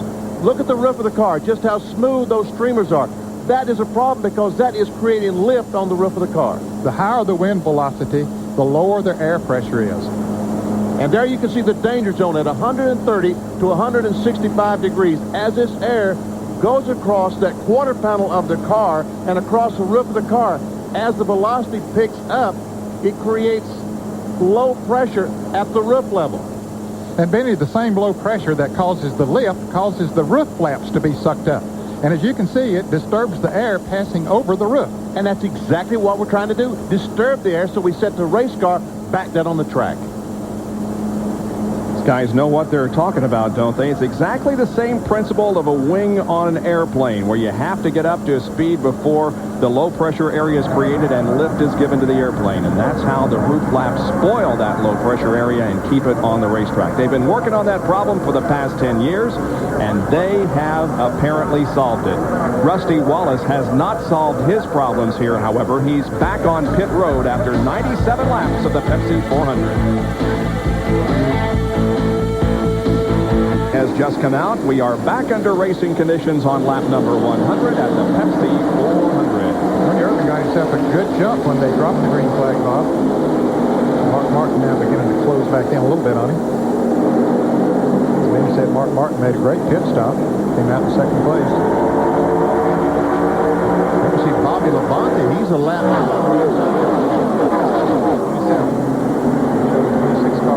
Look at Mark Martin take the lead away from Ernie Irvin with ease at the end of the backstretch. It's not bad yet today, yes. I believe you are right. He would be our 9th leader of the afternoon. So he wants to get those 5. Bobby Labonte is a lap down. The field comes off of corner number 4 into the trioval once again, and Mark Martin shown as the leader of this lap, picking up the 5 bonus points.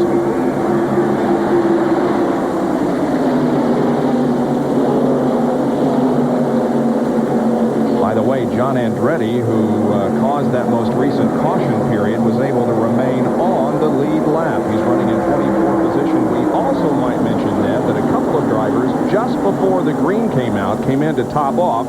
Ricky Rudd and Greg Sachs. That could play a part in the end of this race. Good. They had about 62 laps to go, and I can't imagine they can run that far, but who knows? At least they'd be able to go farther than the others and maybe catch a caution. So, smart work on their part. Dale Earnhardt takes second away from Ernie Irvin, so now it's Martin, Earnhardt, Irvin, Bodine, and Dale Jarrett. Jimmy Spencer just passed Jeff Gordon on the last lap. 3 abreast here coming into turn 1. Sterling Marlin, Lake Speed, and Loy Allen. Jeff Purvis right down on the inside of Lake Speed. Purvis having a great run today. He was running 20th before the pit stops. He came out in 10th place. They're both running engines that are built by Shelton Shipman. One is we know in the garage area. Cope down on the inside. A bunch of cars going by as there's Michael Waltrip, Brett Bodine, Jeff Burton up on the outside of him.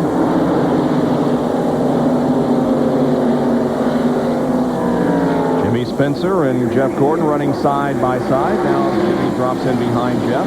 Yeah, Gordon made a great move coming off the turn 4, got up on the outside of Spencer, and Spencer was left down there with no one to draft with. So Jeff Gordon made the pass. And the 19 car of Loy Allen is smoking. You can see smoke coming from the back end of it, and he pulls up high on the racetrack, get out of everybody's way. Well, here comes John Andretti on the high side, right behind him. Come on, John, get down a little bit. And here's some jockeying going on for the lead. Ernie Irvin is going to push Dale Earnhardt. Looked like he was literally pushing him right into the lead. Earnhardt back on top. He was the pole sitter for today's race, and so therefore is eligible for the Unicount bonus money. $15,000. And my golly, it's good to see Dale Jarrett running up front. He's had sort of a tough season, but he is right there for the lead. He's right amongst them and trying to go by Jeff Bodine. Yep. Didn't do it that time, but here comes Jeff Gordon up on the outside. Gordon has his car working better now. He's going to move around Jarrett up on the outside. Jimmy Spencer will probably go with him. Well, you got to take your hats off to Jeff Purvis. He is just running extremely well. He's passed Sterling Marlin. Sterling's going to have to fall in behind Jeff, as now Dale might be hung out on the bottom. Just don't talk anymore about it. All of a sudden it goes from 5th to 10th or 9th or whatever. John Kernan has a report on Loy Allen. Loy Allen is taking the Hooters Ford to the garage area. What happened? The car just simply got too hot, overheated, and finally blew up. Walked down, one of the crew members looked at me and said, "She blowed up." Well, a tough break for Loy Allen, who started on the outside of the front row. Jim Steele has brought the Bobby Allison car back out. He was out a little bit earlier. Failed to mention that something else is going on at the racetrack, so apparently the engine didn't blow on that car. Here's a change for the lead. Ernie Irvin goes to the front again as Jeff Bodine tries to come with him, but cannot. We've seen some great racing, mostly between Irvin and Earnhardt here in the last few laps. Jeff Bodine has been a contender all afternoon, so has Mark Martin.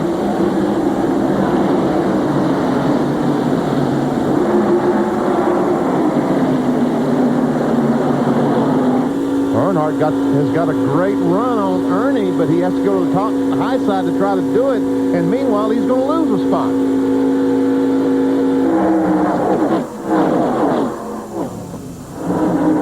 Jeff Bodine is taking over that second spot. And there's Purvis. He and Dale Jarrett hooked up, trying to catch Jimmy Spencer. That's Spencer in the McDonald's car. Country Time Lemonade Mix 51, Jeff Purvis. Jeff Burton is also hanging right in there. Here's Brett Bodine leading another group of cars that include Bill Elliott, Derek Cope, Morgan Shepherd, Mike Wallace.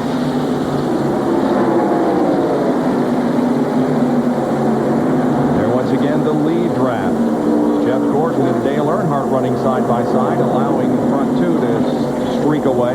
Yeah, Gordon's car seems to be really working well up on the high side of the racetrack. He's made several passes up there. It's worked for him. He did keep good momentum going, and the yellow flag is out. John Andretti has made some contact with the wall. He has damage to the right rear of his car. So he causes our second and third caution periods of the afternoon. There is damage to the right side of the car. He's made it back to the pit area. However, the caution is coming out. Here they come, racing to the line. There is debris on the racetrack because of Andretti's incident with the wall. And they should be able to pit now, Bob, and stretching. Yep. Most of them should be able to go the rest of the way from here on, I believe. Yep. There is John Andretti's car that you can see did make contact with the wall on the left, or the right rear, I should say, and we'll see now perhaps how it happened. Okay, he's running right in front. He's the red car. Joe Nemechek in the yellow car, and the car just gets loose with him. He goes up, tries to save it, but he hits the wall. Greg Sachs and Joe Nemechek go by down on the inside. It looks like the wall is the only thing he made contact with. Yep. That was enough as far as he was concerned, though. It looked like it, go ahead, tore a piece of sheet metal off the right rear of the car. Then he came down through turns 3 and 4, and we believe maybe a tire blew. Yep. Oh, there it is. You can see. Yeah, there's where the right rear tire blew. That's what caused the damage to the right rear quarter panel. Yeah. And there's a piece of debris that caused the caution flag. Oops, it's gone now. This is our third slowdown of the race. The average speed of the race at this time is 158.624 miles an hour. We've been under caution for a total of 12 laps and are adding to that right now. You can see on that board 107 laps. It'll be 108 when they come by this time, so that means there will be 52 laps to go, so they should be able to make it on fuel from here on after they make this pit stop. Green flag, the pits are open. Who is going to go in? Is everyone going to pit? Looks that way. Yep. So that strategy by Greg Sachs and Ricky Rudd. Yep. Out the window. You never know. That's all right. Yep.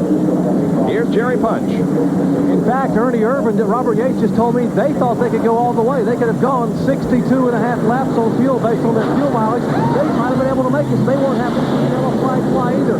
As they come to a halt behind them, Jeff Gordon, it is fuel only for Ernie Irvin. He does not take home tires. They're putting right side tires on Jeff Gordon's car.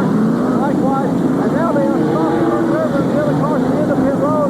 We have a near collision as they jam the brakes on and now finally put the go sign.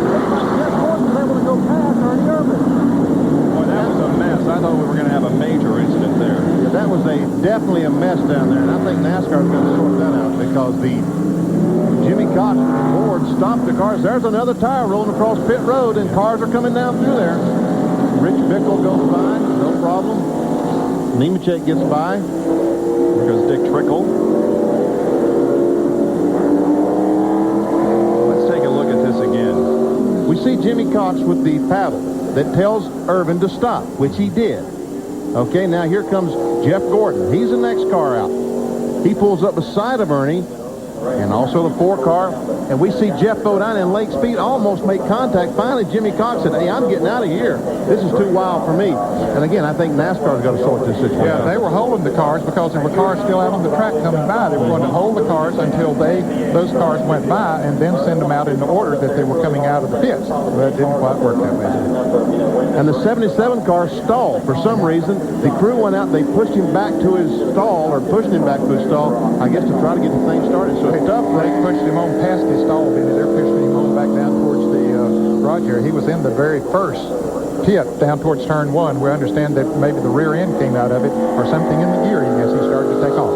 Greg Sachs had a great race going, especially the early part of this event. He was right up there for the lead. Back with more of the Winston Cup Pepsi 400 after this. And from high overhead Daytona International Speedway, the Ray Vestas Brakes providing our terrific helicopter shots of today's Pepsi 400 race action. Ray Vestas Brakes, the best in brakes. We'll be back in just a moment. Salute the Daytona Kennel Club for allowing us to use part of their facility to park our camera platform. This is located right down at turn number 1 here at Daytona. They're very gracious, allowing us to put our camera platform on their property to give you a better perspective of the Speedway.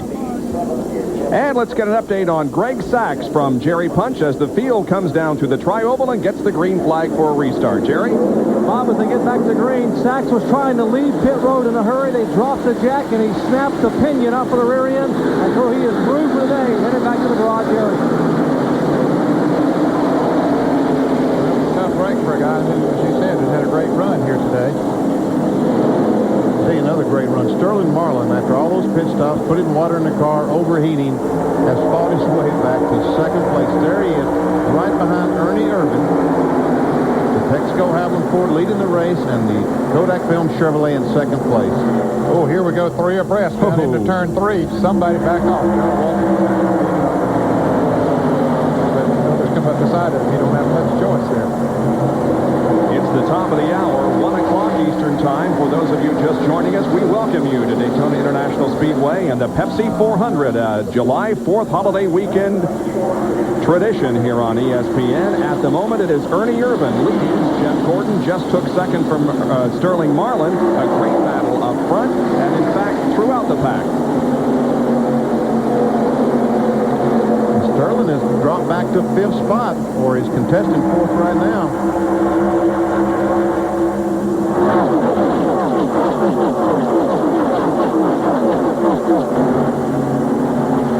Down the long 3,600-foot backstretch, Ernie Irvin leads the DuPont Automotive Finishes Chevrolet. Chevy has won. Bob, that's paint. Yeah, thank you. Chevrolet, by the way, has won 8 restrictor plate races. The last time a Ford won a restrictor plate race was by the late Davey Allison in the 28 car in the 1992 Daytona 500. John Kernan is with Loy Allen. Loy Allen almost had the pole. Earnhardt snatched it from you. You fell back early in the race, but you were just starting to work your way to the front. And what happened? The engine overheated? Yeah, we overheated. You know, early in the race, we had some rubber on the grill that kept getting on you. It was so tight in the draft. We tried to get out of the draft to cool the engine down, but I think it was just a little too much for it. You know, I can't say enough for this Hooters team. They really did a great job getting the car tightened up, and it started running really well at the end of the race. And, you know, now I can't say enough for this car coming back from Talladega. You know, when we crashed it there, the guys at the shop did a great job putting it back together. Well, that's what one of the crewmen told me, Bob. They said, just wait until Talladega. We're going to have it all together there. Yeah, the Hooters team, they do a great job, and they're bringing me up to the level really well. By the way, let me tell you folks that NASCAR did straighten out that mess at the end of pit road. They put Ernie Irvin in front and the 4 car. We probably didn't say that, but hats off to NASCAR for straightening it out. We talk often about taking the air off of someone's spoiler. Watch Dale Earnhardt in the 3 car take the air off of Jeff Burton's spoiler, number 8. Runs up there real close on Burton's left rear quarter, and you see how loose it gets him. Didn't touch him, but he got close enough that it felt like somebody touched him and got him loose, got him past, too. Right behind was Mark Martin. This is how it looked to him. Now see Burton get the car out of shape just a little bit. He has to squeeze out the gas.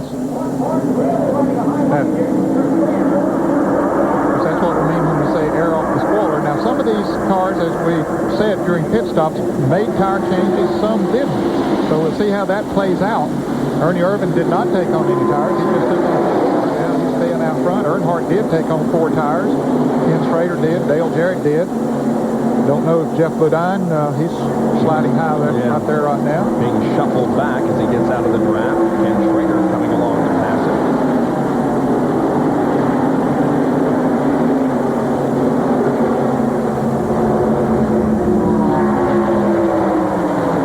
Mark trying to get on the inside of Jeff Burton. The right side of that car is the Burton automobile. He makes that, and here comes his teammate, Ted Musgrave. These cars started together, qualified together, and they are still running together. Mark Martin and Ted Musgrave, the Roush Racing team cars. Both are located in the same facilities down in Liberty, North Carolina. Well, here's our Busch race summary. Ernie Irvin has led 55 of the first 114 circuits. We've had 14 lead changes among 9 cars and drivers. 24 machines remain on the lead lap. 3 caution periods, total of 15 laps. Average speed just over 152 miles an hour. The lap leaders have included Ernie, who has led the most, then Dale, Jeff Gordon, Sterling Marlin, Mark Martin. Also, Ricky Rudd, Loy Allen, and Greg Sachs have led here at Daytona. And only 3 cars officially out of the race at this point. Hut Strickland, Richie Petty, and Loy Allen, whom we just heard from.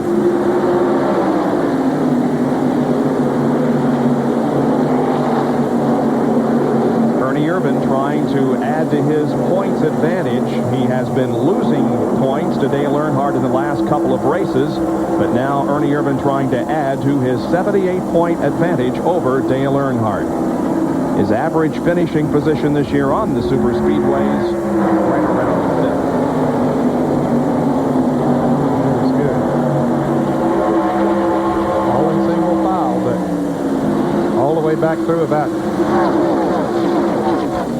running there, and they want to try to jockey around and get themselves up towards the front, because they know after about 15 or 20 laps these cars are going to be 3 or 4 pull away, and then there'll be another group that we've seen earlier in the race. So they want to try to be in that front group if they can be. Jeff Gordon, running a strong second, has been on a points recovery, moving from a low of 18th in the points after Sonoma. Ooh, Jeff Purvis spins coming off the turn 2. Several cars are going to be involved in this incident, at least one other. Is that Brett Bodine down on the inside? That's Brett Bodine. There's some contact. Joe Nemechek. They come off that turn so fast that they can't get slowed down. Jimmy Hensley involved. Rusty Wallace slowed down and got through it, looks like, and Ricky Rudd, as we see them going down the backstretch. Bobby Hamilton there on your right. So our first major crash of the day involves Jeff Purvis and others, as he lost it in the middle of corner number 2 and took several other cars with him. Well, Jeff did not take on tires during his pit stop. He had a good pit stop. Here he comes down on the inside of Derek Cope, and the car just simply, the back end goes out from under him. Ted Musgrave was pretty close behind him. He tries to save it, but he can't do it. He goes around. There's Lake Speed coming up. Lake got by, it looks like, with Brett Bodine spun there, and there's Todd Bodine going by, and Morgan Shepherd. But then this other pack of cars come by as he comes back down in the middle of the track. And there's Nemechek. Yep. We see that Hensley's already had some damage. The 16 car also hit the 51 cars he went by, the Family Channel car. And from another angle, there's Morgan Shepherd getting by all right. Rocky Labonte just stayed in the middle of the racetrack and hoped he didn't run into him. Nemechek has hit the outside retaining wall. He comes down and hits Purvis with the left side of his car. And yet another angle. There you see Brett sliding on the right side of your screen. Purvis getting bounced around pretty good, and they're getting hit by Nemechek. And then Joe coming down and making contact with Hensley. Wow. Purvis just ran up on the 98 car of Cope so fast that he had to turn quickly to avoid running in the back of him, is what caused the spin. And here comes Ernie down the pits. Ernie Irvin is coming in the pits. And Sterling Marlin. Okay, now they didn't change tires a moment ago. Maybe they felt that was going to be a mistake, so they're going to come in and put on tires now. Jerry Punch? You're exactly right, Ned Jared. The last time Ernie Irvin put tires on was back on lap number 96. He would have had to go 64 laps. They will come in and change all 4 tires. He pitched right behind the Kodak Chevrolet, the car he used to drive. The Morgan McClure team will likewise change 4 tires. Sterling Marlin's crew down to the left side. Likewise, the Haviland crew. Robert Yates. Here's Joey Knuckles. Left front tire going on. They have topped it off their fuel. The Ranger Colonel says, go, go, go in the radio. A warning that Todd Bodine is on the outside lane. Bodine gets by. Irvin goes, and so does Sterling Marlin. Now Elliott comes out, so does Jimmy Spencer. Lake Speed and Ricky Rudd pulls away from pit road. And Jeff Burton came back in. And I expect he took on tires as well, because he's one of those that did not change tires before. Ted Musgrave is still on pit road. As Benny said, he got a little bit of damage in that situation over there, so they're working on his Family Channel for it. And you see the damage that is down there right front. By the way, Brett Bodine and Jimmy Hensley both were able to make it back to the pit area here, make stops, and get back out there. You saw a brief shot just a few seconds ago of Jeff Purvis's car on the rollback. There it is. I guess it isn't on the rollback, but it's being taken off of the racetrack. 120 laps completed. Jeff Gordon now leads the Pepsi 400. Under caution, Daytona 500 winner Sterling Marlin back on pit road once again under caution for an unscheduled stop. Remembering he had an overheating problem early on. The water temperature up to 250 degrees. We talked to Runt Pittman, the engine builder, said it could be a cracked head, could be a blown head gasket. They had cooled it down to 210. It is now back up over 240 degrees. They brought him back in, put some more water in it. They have their fingers crossed. They are hoping he can last for 40 more laps, make it 39 more laps to finish here in the Pepsi 400. Sterling catching up with the rest of the pack as we take a look at the incident once again that has created our most recent caution. Jeff Purvis in turn number 2 gets sideways and causes a chain reaction. Well, it looked like Jeff Burton had to slow down a little bit, and so did Derek Cope, and then Purvis tried to dip down on the inside, lost control of the car, and then things really started happening. And we'll see that Nemechek comes into accident spinning. There he is. He is spun as he comes back around. Boom, he hits the 51 car again. And the Family Channel car did knock off the right front fender. The first car by Purvis was knocked off the right front fender. From another angle, you can see how Nemechek came up and got sideways, then hit the wall, and as he came down the track, he hits Jeff Purvis. There's contact with him, and then he slides down into the infield, and he makes contact with Jimmy Hensley. But again, those roof flaps deployed on some of those cars, and it kept them on the ground. Jeremy Mayfield in that other car got tagged a little bit in the grass, too. Here's how Morgan Shepherd got through it. Well, I'm sure about now his spotter said, hey, there's trouble up in front of you. Get it slowed down. The seas parted, and he went right through it, didn't he? Sure did. And as soon as he got through there, he hit the gas and said, let me out of here. Man, Morgan sort of on his honeymoon, got married. That's right, week. yeah. We wish Morgan and his new bride happiness, Cynthia. And we got 22 cars on the lead lap, and one of those is Rich Bickle. He's being shown in 21st position, and he wants to be sure to tell his class reunion, who are meeting this weekend, why he's not there. Well, he's down here at Daytona running the Pepsi 400, folks, so he wishes you the best. Have a good time, but Rich has got other things to do. There's the 90 car of Mike Wallace, who is being shown in 8th position. A good run for Judy Donlevy's machine. Yeah, Rusty Walsh would love to be in the position that his brother's in because he is losing points quickly. Rusty is 24th as we get ready for the restart on lap 124. See Ernie Irvin way back there. And as the field comes down to get the green flag, Greg Sachs in the 77 car, who has been behind the wall for several laps, comes back out. Here's the green flag. Jeff Gordon is now the leader of the race with Dale Earnhardt right behind, followed by Ken Schrader, Jeff Bodine, and Mark Martin.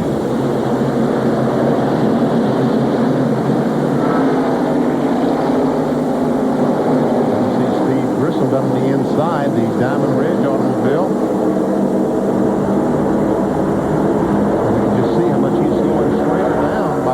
Being side by side with him.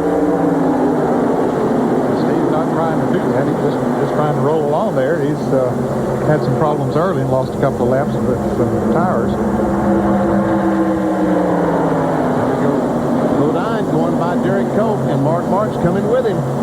Cope is 1 lap down, 23rd position. There are 22 cars on the lead lap.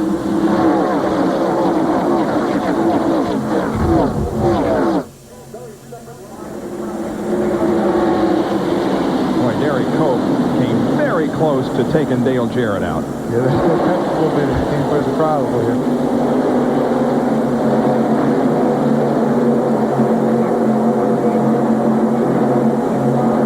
So the leaders, they get out in single file. Gordon faked that pit stop, but didn't come in, but Ernie Irvin did, so he is back in the pack. We'll see if Jeff's tires hold up. Jeff, of course, has broken into the winner's circle in NASCAR Winston Cup competition, having taken the Coca-Cola 600 at Charlotte. As Ernie Irvin is coming in a hurry back there. He's got a lot of cars to pass, but there he is. Coming by the 75 car. Looks like there may have been some contact between the 75 Bodine and Dick Trickle. And here goes Ken Schrader. He wants second place. And he takes it. So right now we have Rick Hendrick cars running 1 and 2. And here comes Jeff Bodine on the inside of Earnhardt. forward, buddy. This is a lot of heavy traffic here behind as Ernie Irvin threads his way through. And that car back there, if you're a Winston Cup fan, that is Dick Trickle right behind Ernie Irvin. And he's sponsored this week's Skybox, the trading car folks. Now, Jeff Bodine pulled on the inside of Earnhardt. Dale Jarrett was behind Mark Martin. He decided to go with Earnhardt. See how that's going to play out. So far, it's not working for either one of them. They're running side by side, and the front two cars are getting away. Boy, this is hold your breath time. 4 abreast into turn 1.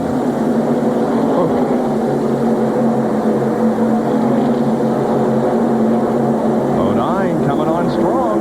And so is Ernie Irvin. Yeah. Boy, he was back at about 20th position after these pit stops, and he has now worked his way back up in the top 10 and is on the move. He and Mark Martin are trying to go by Jeff Bodine. And they make it. Ooh, and Bodine moves up right in front of Michael Waltrip, that is.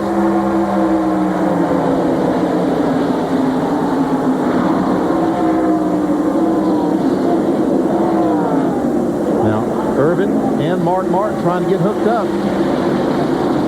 Got 4 Chevrolets up front there right now. Gordon, Schrader, Earnhardt, Jarrett. We see Jeff Bodine. His car, he's struggling right now. It looks like the 7 car, the Exide battery car, is struggling. It's not handling the way it was earlier in the race. Bill Elliott's car is right in the thick of things as Jeff Gordon is only in his 4th race here at Daytona. He has all top 5 finishes so far. Here's John Curtin with a report on his teammate Ken Schrader. Ken Schrader trying to tuck in closely, and hopefully he and his teammate Jeff Gordon can put some distance to the pack. The car that Ken Schrader is driving today. That is the same car that he drove here last summer. He started 41st and wound up finishing 3rd. Was talking to some of the crew members, and they think they got a good shot at winning today. Yeah, you'll recall that Ken Schrader was sent to the rear of the starting field last year because of a rules infraction. I can't remember what it was specifically, but anyway, started third. They held the carburetor on. Thought he was getting some air. That's right. Yeah. Went around Dale Jarrett. Mark Martin got a run on him and goes around as well. By the way, they're having a couple of crew chiefs fined this weekend. Darrell Waltrip's and Joe Nemechek's. We'll tell you about it later. Watch the action here. Oh, look at, who is that, Bodine sideways? And Michael Waltrip made some contact in the 75. And said, what, Todd Bodine, you are definitely a hero in the mind of about 25 drivers. I thought there was going to be a big wreck. Yep. We are set up for a great finish of this race. We're nearing lap 130, and we'll be back with more from Daytona in a moment. Of activity going on up front. It's Dale Earnhardt who has taken over the lead of this race with Ernie Irvin 2nd and Jeff Gordon back to 3rd. Here's how it happened. Coming off turn 2, he gets just a fender alongside Jeff Gordon, moves Gordon up the racetrack. Ernie follows him, and also Schrader, and by Earnhardt and Irvin both go by Jeff Gordon. And this is where most of the passing has been going on. We pointed it out earlier in the race. So we'll pay attention as the race goes on. We'll get down near the end of this thing and see how it plays out. But the turn 2 is where most of the passing has been going on. There are less than 28 laps to go. Gordon now is 3rd, Ken Schrader 4th, and we ride with the 5th place competitor right now, Mark Martin. That's Greg Sachs to the inside on the left.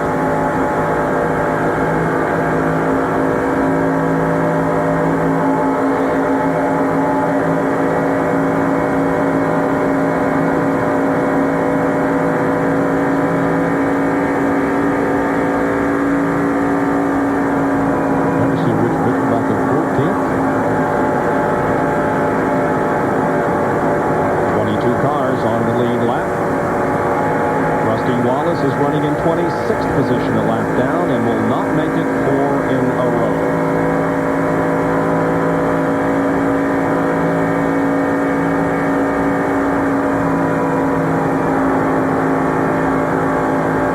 Jimmy Spencer has given us thrills all race long, and here was another win. Comes off the corner, he and Dick Trickle. A little bit of contact. A couple of times, as a matter of fact. Dick having a great run here today. Yeah, he is. Up in the top 10. He was very happy when they announced the on that car for at least this race and the Brickyard 400 and possibly more Skybox International trading cards. They're going to run about, I think it's a half a dozen or so races. They'll be on the Brickyard 400 to Indianapolis and Charlotte, maybe it's 3 or 4, but anyway, several races Skybox came on. Sterling Marlin trying to go alongside Michael Walker. They'll make it 3 abreast, but he gets by. They're back to 2 abreast. There's Elliott up on the outside. Remember, Bill Elliott in the Budweiser Ford started 43rd, currently running 11th. They're 3 wide coming off the corner onto the tri-oval. Sterling Marlin to the inside of Greg Sachs and Bill Elliott. Michael Walter making it 3 wide now through the tri-oval. The guys going by on the outside. Greg Sachs knows all about what mayonnaise feels like now, doesn't he? Squeezed in there. Lake Speed and Michael Walton getting hooked up. Ernie Irvin's got a couple of car lengths on Dale Earnhardt.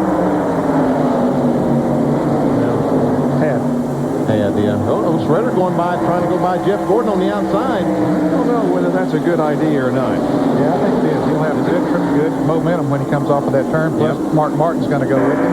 So they're going to see Gordon down right inside with no one to draft for. That means Jeff is going to go back to about 7th or 6th. Yeah, Shredder's going to try to go with him. Yep.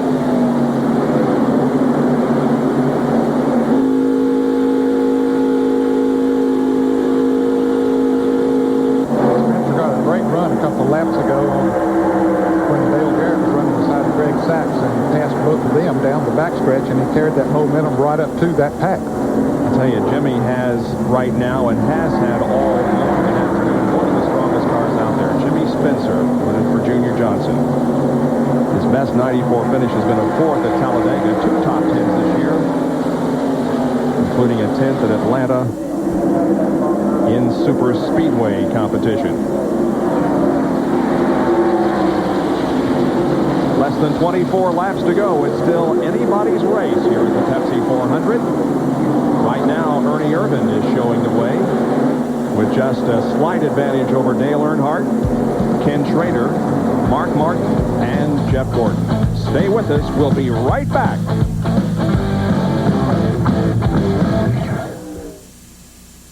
Providing ESPN's terrific helicopter shots today overhead Daytona International Speedway in the Pepsi 400.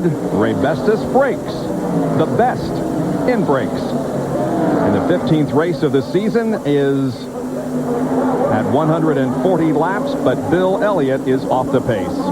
He has been running an incredibly high line all afternoon, much like Richard Petty used to do here, and it got a little too high as he came out of the 4th corner there. You can see at the top of your screen he hit the wall a couple of times, and that slowed him down and broke the momentum of a great run from 43rd starting spot. Yeah, he didn't hit it too hard, but he doesn't want to take any chances. That car perhaps didn't steer right after he hit that wall, and so he has backed off, but way back at the back of the pack. He's still out on the racetrack, but not running as fast. And you can understand why, because after you hit the wall, you don't know what kind of damage it did. Now you're running 185, 190 miles an hour. You don't want to take any chances.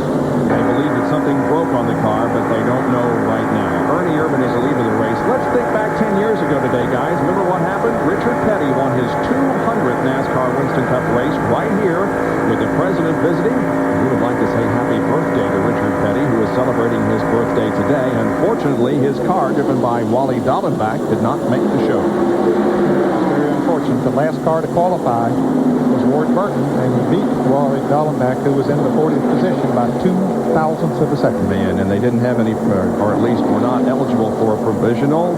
So, as we see this group of cars, we see Jeff Gordon back there, who's currently running in 9th spot. Remember, he chose not to pit, not to change tires, and it looks like that was a strategy.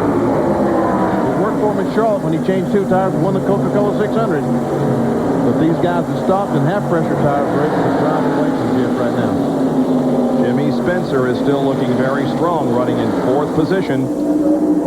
With now coming up on 18 laps to go, Ernie Irvin turning the last 2.5 miles at 185 miles an hour.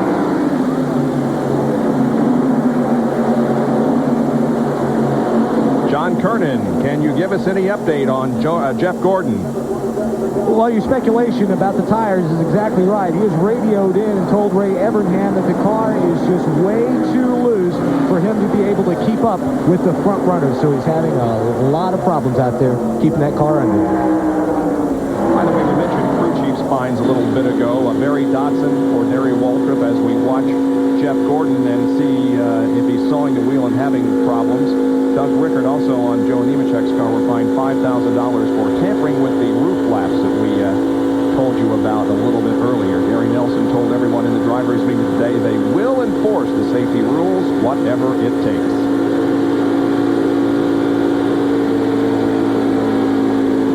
There you can see that we're well off the record pace for this event with an average speed today of 152 and the race record of 173. Tell you what, Jeff Gordon, you know, that just shows you how much intelligence he has for his years as far as driving a race car. He had a car that's not very good right now. He backs up, finds him a place to run on the racetrack, ride it out. If you get a caution flag, they'll go in, make the changes, and then he back out trying to win the race. Instead of a crash race car someplace. Jeff Gordon started in 12th position here this morning. There are those running up front. Irvin, Earnhardt, Schrader, Spencer. And Mark Martin is the 5th place car. Yep. Spencer heads up the racetrack. He's probably trying to see how it works up there to get ready. Here's Jerry Punch with an update on Jeff. As documented, Jeff has a loose race car. Now, I'm standing with Ray Evernham, and Ray said what they have told Jeff is if he will just be patient, even though we have less than 20 laps to go, as the right front air pressure builds up and he burns off some fuel, the loose race car should actually rectify itself and the car should get a little better. That's what they're hoping down here in the DuPont pits. With right front air pressure building up, the car may tighten up just a little bit with about 5 or 6 laps to go, and he might have a shot. Well, we'll see. Meanwhile, his teammate Ken Schrader has moved to 2nd spot. Jeff Burton and Dale Jarrett speed watching from behind. That's a battle for 10th position. And that's not good. They're both run side by side, but they're Burton really had to back off. He got way out of shape. Yeah. He almost lost control, almost spun going down in the corner. The worst possible spot for the car to get out of shape. There is Morgan Shepherd, who almost got caught up in this wall incident that Bill Elliott had out of turn 4 a few laps ago. And now we ride with Mike Wallace in the Heilig Myers machine, now on top of Morgan Shepherd. There is Wallace right behind Morgan. You can see that little spot of yellow there as they came off the turn. That's Michael Waltrip. There he is. Michael Wallace is running in, I believe, 13th spot.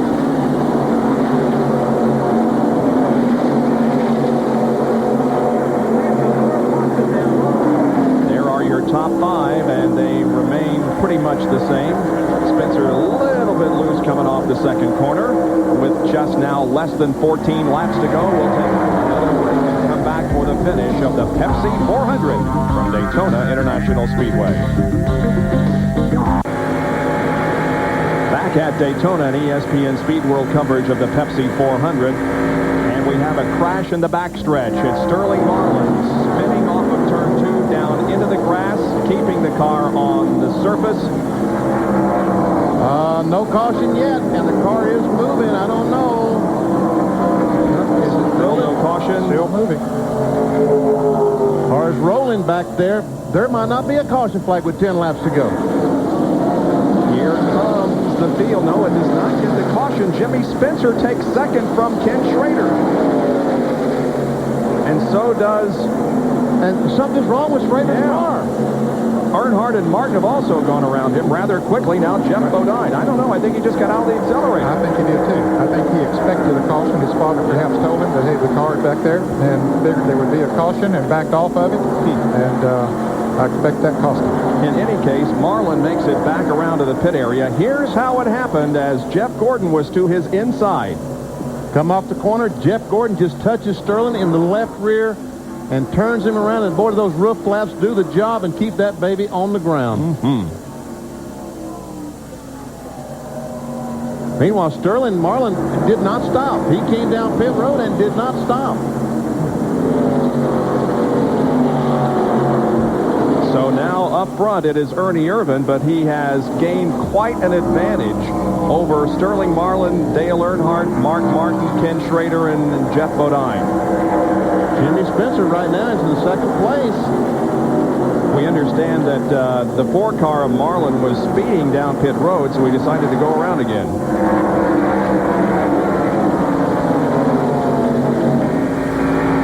Riding with Mark Martin. And we can see just how far that Ernie Irvin is in front of this group of cars. And it looks like that Spencer and Irvin are going to make a breakaway from Earnhardt. Earnhardt and Mark Martin are running back in third and fourth, but there is quite a bit of racetrack separating those two, and Spencer and Irvin, who are first and second. Now Sterling Marlin comes back down pit road. But he's out there today, so he's got a chance of even a top finish.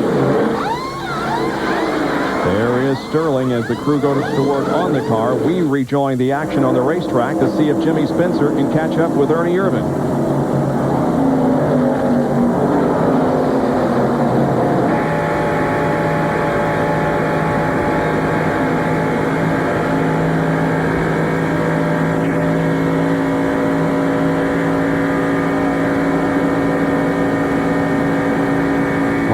Just can't get close enough to Dale Earnhardt for these two guys to go on forward.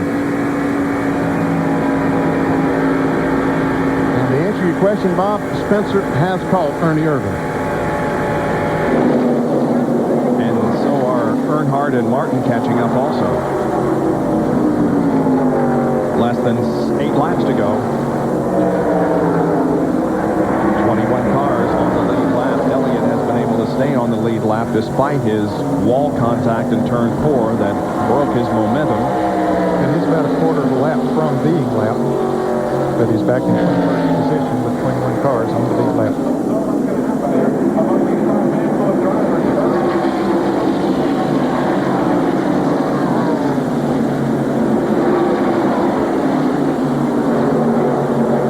Ernie Irvin is looking for his 13th career NASCAR Winston Cup race. Jimmy Spencer seeks his first. Probably not anyone in the field any hungrier than Jimmy Spencer for a victory. Yep. Dick Trickle is on the pit lane. He's got the pit stop for him. He was running in the 14th position. Apparently a little low on gas, but ran out of fuel, man. Yep, kind of cost him. He's going to be a lap down. Seems like to me it's going to be awfully difficult to pass Ernie Irvin, but it could happen. Well, you can bet that Jimmy Spencer will get an old Saturday night cry. You can bet on we it. get down on the last laps. And John Kernan has more on Jimmy Spencer, who slides up the track a little again. Well, let me tell you guys, this morning, the only driver, the only car that Jimmy Spencer was worried about getting around was the number 3 car, Dale Earnhardt. He said Earnhardt had probably the strongest car in the field.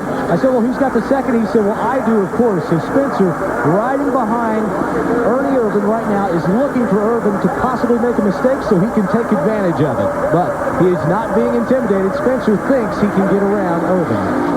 I don't think there is such a thing as Jimmy Spencer being intimidated. Here he comes off the corner, down through the tri-oval, completing another lap. We now have 5 to go, and Spencer is within a car length. What do you think, Ned? Jimmy's thinking, what do I do? Is he trying to figure out what to do? I think he's figuring right now. See, there's going that high groove there. He's going to see what kind of a run that'll give him coming off of turn 2. I don't think it's going to give him the run that he needs, but he has to try to see. I think turn 2 is where he'll try to make the move, but he didn't lose too much, but he did lose a little bit on that. So we'll see if he tries something else as he goes into turn 3. He's still going that high groove. He's going to try that up there. He thinks that might be the key to moving around right here. He thinks he can get some rhythm as he comes off the corner, and it might work for him. It worked up there in that turn. He picked up a couple of car lengths by doing it up in turn 4. So he's learning there right now what he needs to do. Some slower traffic to pass here in the form of Dave Marcus and Jimmy Hensley. They clear that traffic nicely and now have clean racetrack ahead of them. Bill Elliott is the last car on the lead lap, being shown in 20th position at the moment. The other Junior Johnson car. Jimmy Spencer is looking for a way around Irvin and to victory lane here at Daytona. I tell you what, that high line is working for him, and he is getting some great runs as he comes off the corner. I think he is testing it all he wants to right now, Denny. He's going to sit there until there's about 2 laps to go and then try to make that move. I believe he's here. Okay, that worked for me, that high line. I'll sit here and ride behind him a lap or 2 and then try to really make the move when there's 1 or 1.5 laps to go. Back in 3rd and 4th as you watch Jimmy Spencer look to the inside of Irvin, Earnhardt, and Martin. Spencer, is he going to be able to do it? No. Well, maybe he's trying another groove. See how that bottom groove will work. That was probably a trick to get Irvin to try to protect the inside. Or the Look at this. Very good point, Benny. One of Jimmy Spencer's crew members so excited that he can't even watch the racetrack to see if his driver might be able to pull off a victory. They enter the turn 3 and 4 banking, and when they come down this time, we'll have just 2 laps remaining. Don't forget, there are Earnhardt and Martin back there in 3rd and 4th having a battle of their own that Earnhardt has control of at the moment. And then we have Schrader and Bodine back of them. So 3 groups of 2 cars. And Jerry Punch has a comment on Ernie Irvin. Well, they just asked him a moment ago, Ernie, what do you think about the car, the 27 car? Ernie said very quickly, guys, he is awfully stout. He is indeed. Let's see if he can make it work here. He goes to the inside. Oh, it wouldn't work there. Yeah. Now he's got to go to the high side going into that turn. I think that was another decoy, as Benny pointed out there a moment ago. Oh, yeah. You got to salute this guy because he's trying every inch of the racetrack, looking for every groove. He has 1 lap to see if he can get the job done. The white comes out.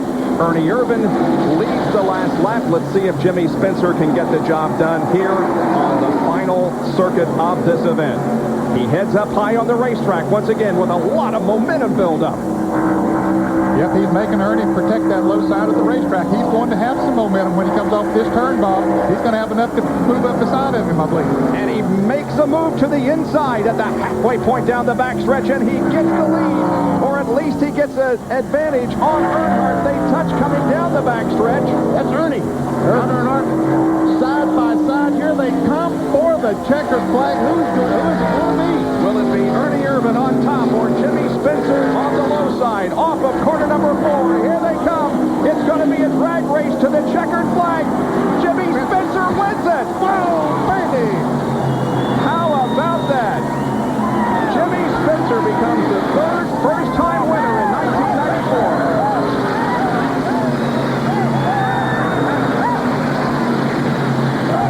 Here's Jerry. John. Well, congratulations. Thank you, John. It was a long time coming, buddy. A long time. I tell you, we never give up. We just kept that on coming. You got to credit Spencer for that because he outrun the best today. All right, that's Mike Hill, the winning crew chief. These guys, you don't think they're excited? I couldn't hardly catch up with them, guys. Great celebration and well-deserved for Jimmy Spencer, who finally gets into the win column in NASCAR Winston Cup racing. He becomes the 145th driver to record a NASCAR Winston Cup win. Jimmy Spencer from Berwick, Pennsylvania, wins the Pepsi 400 at Daytona. Back at Daytona, the 36th annual Pepsi 400 is history, and the man is about to climb out and listen to this roar. A big smile, 37-year-old Jimmy Spencer. And Jimmy, congratulations, my friend. Dad, Mom, love you. Thanks. Junior, he never gave up. You know, I said I never give up on him, and I never gave up on him. I never gave up driving. Ernie Irvin drove a hell of a race. My guys never gave up, neither did I. I got to thank the McDonald's crew, all the McDonald's owner-operators, everybody that helped me in my career. Everybody. Thank you. Jimmy, let's talk about that last couple of laps. Did you think you might be able to get Ernie, and it was close? I mean, you guys came very close to touching a couple times. We touched good, you know. I mean, heck, racing to win. Ernie gave me enough room. I got to thank him for that. My car was real free on the top of the racetrack, and his car get loose on the bottom. He gave me enough room. I got a shot at him, went down the back straightaway. We touched. I come out on top. Thank you for a clean race. Indeed, it was clean, and they are celebrating here in Victory Lane as they are about to give him a bath down here. There comes the cooler, the Pepsi cooler in the McDonald's uniform, and Jimmy Spencer is about to celebrate. Well, he sounds like he's run a mile, but in fact, he drove a very strong 400 miles here, and this is the final lap. In turns 1 and 2, and as he said, his car ran free up there, so that's where he made his move. He ran up there to where he can get those right side tires in a little bit of dry pavement. Irvin stayed down on the inside. You can see his car wiggle a little bit down there. Spencer had the momentum. Irvin goes to the outside, but Spencer had that momentum pull down to the inside. And now they're side by side, and it's a classic duel back to the line. There they touch. As they go in the third corner, they separate, go through the corner side by side. You can see the tire mark on Ernie's car. Spencer comes up the racetrack trying to get as close as he can to Ernie to slow him down. They come off the corner. They touch again, and now it's the race to the line. It was Irvin and then Spencer at the last second by a fender. And that's how the Pepsi 400 came to a conclusion at Daytona, with Jimmy Spencer winning his first NASCAR. There are other parts stores along the way. Who, by the way, surrounded by the various print media from around the country. They've allowed me to grab him away from them.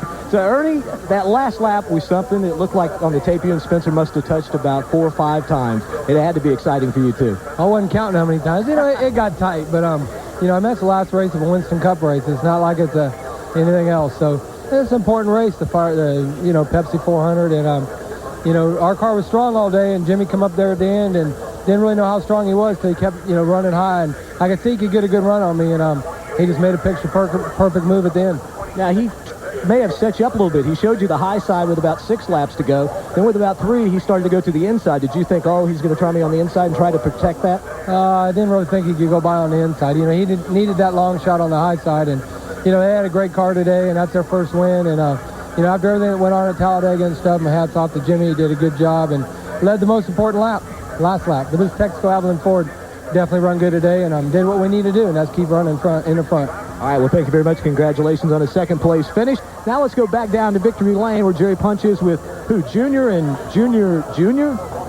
Well, we have Junior Johnson and Robert Glenn Johnson Jr., the 10-month-old, who just was taken away. Unfortunately, little Junior got the ice bath along with you and Jimmy Spencer, but congratulations. This man did a heck of a job those last few laps. Well, he did great. You know, I didn't know if he could ever get by Ernie. Ernie run off a good and started off so strong. All you get, you know, you just have to catch a little draft and get there to where you can kind of mess him up when he's, you know, running a straight line. You got to get him out of a straight line to get by him, and that's what Jimmy was able to do. And so I'm tickled to death for Jimmy to win his first race and being in our car. Junior, you've always liked an aggressive race driver. Years ago, you once told the driver, bring me back the steering wheel or the trophy, one or the other, and this man has to fit that mold. Well, he does. You know, he's a real aggressive driver, and he charges to the front, and you got to deal with him if you're going to run up front. He had to deal with some of the controversy at Talladega, but today they celebrate at Daytona. Jimmy Spencer is Carter Junior Johnson, their first win ever for Spencer, guys. And it's the first win for Junior Johnson-owned car since 1992. Back with more in a moment. Aren't you? The only thing I'm going to do is change my tie and then get right over there. We will be back with the full field rundown and points and a complete wrap-up of activity here at Daytona at the Pepsi 400 in a moment. Here are the unofficial final results of today's Pepsi 400 from Daytona International Speedway. Jimmy was our first-time winner of 1994. two of them have come here at Daytona. Of course, Sterling Marlin was a first-time winner of the 500, and Jeff Gordon the other at Charlotte. What a fantastic final lap between Ernie Irvin and Jimmy Spencer. Hats off to Spencer. Well, that's the way you want to win them. Kind of reminded me of Dale trying to get the lead from Dale Earnhardt there a couple of years ago in the 500. Yep. Here are the points now. Everybody stays the same, although the margin widens between Ernie Irvin and Dale Earnhardt, but everybody in the top 10, with the exception of one driver, stays the same. Lake Speed moves up 2 positions into 10th. Tomorrow morning, join us at 7:50 a.m. Eastern Time for the Grand Prix of France and the return of Nigel Mansell to Formula One. And qualifying for the Brickyard 400, the inaugural race at Indianapolis, is on Thursday at 3:30. Also qualifying on Friday. Shop Talk is coming up next. We're going to be selling some material for the Brickyard 400. Please join us for that. For Ned Jarrett, Benny Parsons, John Kernan, and Dr. Jerry Punch, our congratulations to Jimmy Spencer on his first win here at Daytona. This is Bob Jenkins.